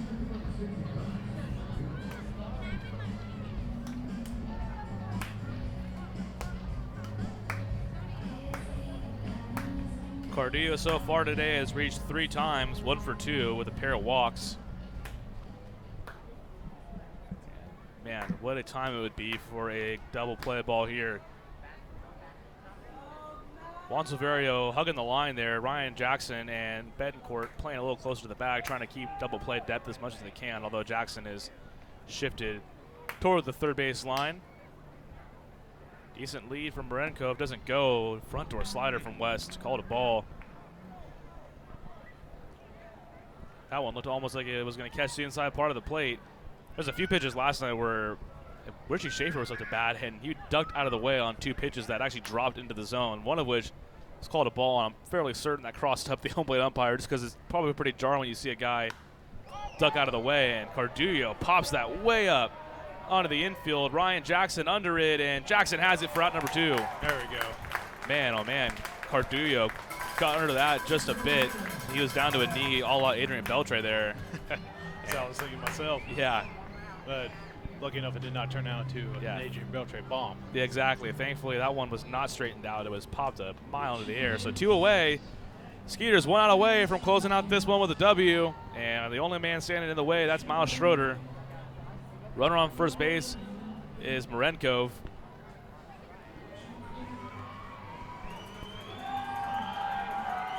Fans getting alive here. This Knowing is what might be coming. Big pivotal moment in this season right here. The Skeeters looking to lower that magic number to 3. Matt West looking to lock down save number 2. First pitch popped up, center field, takes Jansanti back toward the left center field gap. Jansanti has it for out number 3, and that'll do it. Skeeters win, light up the Texas scoreboard. Your Skeeters are in the win column. How about that, Jimmy? 2 wins to close out the homestand, and your Skeeters are going to head to Long Island needing just 3 more wins, or potentially even less, depending on how York does, to wrap up the Freedom Division in the first half. Final score, 2-1. Skeeters move to 33 and 31. The Rockers fall to 37 and 27. Skeeters win, victorious. How about that? All right, we're going to head to a quick commercial break. When we come back, we'll wrap things up. Once again, your Skeeters, 2-1 winners to close out this homestand. Hello, Houston. Tomorrow's here. Time for an energy company that does more than just sell electricity, and that's Constellation. We offer electricity plans that include protection for your air conditioning. If something goes wrong, we'll fix it, and you pay nothing for covered parts and labor. Visit constellation.com/getmore or call 888-921-MORE to learn how all of this is included in one great electricity rate. Certain restrictions apply. Visit constellation.com or speak to a care representative for details. PUC 10014. What's up, dudes? Pamela Printing, the preferred printer of the Sugarland Skeeters, the name you hear most often in Fort Bend County. People are talking about quality, dependability, on time, and helpfulness in producing a great business piece for their company. Nothing provides the flexibility to watch the Skeeters on your time like our exciting mini plans for the 2019 season. Some of our plans include a fireworks plan with tickets to all of our Friday firework games. Catch the buzz on the weekends and come away with some of our hottest giveaway items with our Saturday night plan. Enjoy the ultimate flexibility with our Pick 8 plan, giving you the chance to pick out 8 games that work best for you. Visit SugarlandSkeeters.com to find out more information on all of our mini plans. Sugarland Skeeters, more than baseball.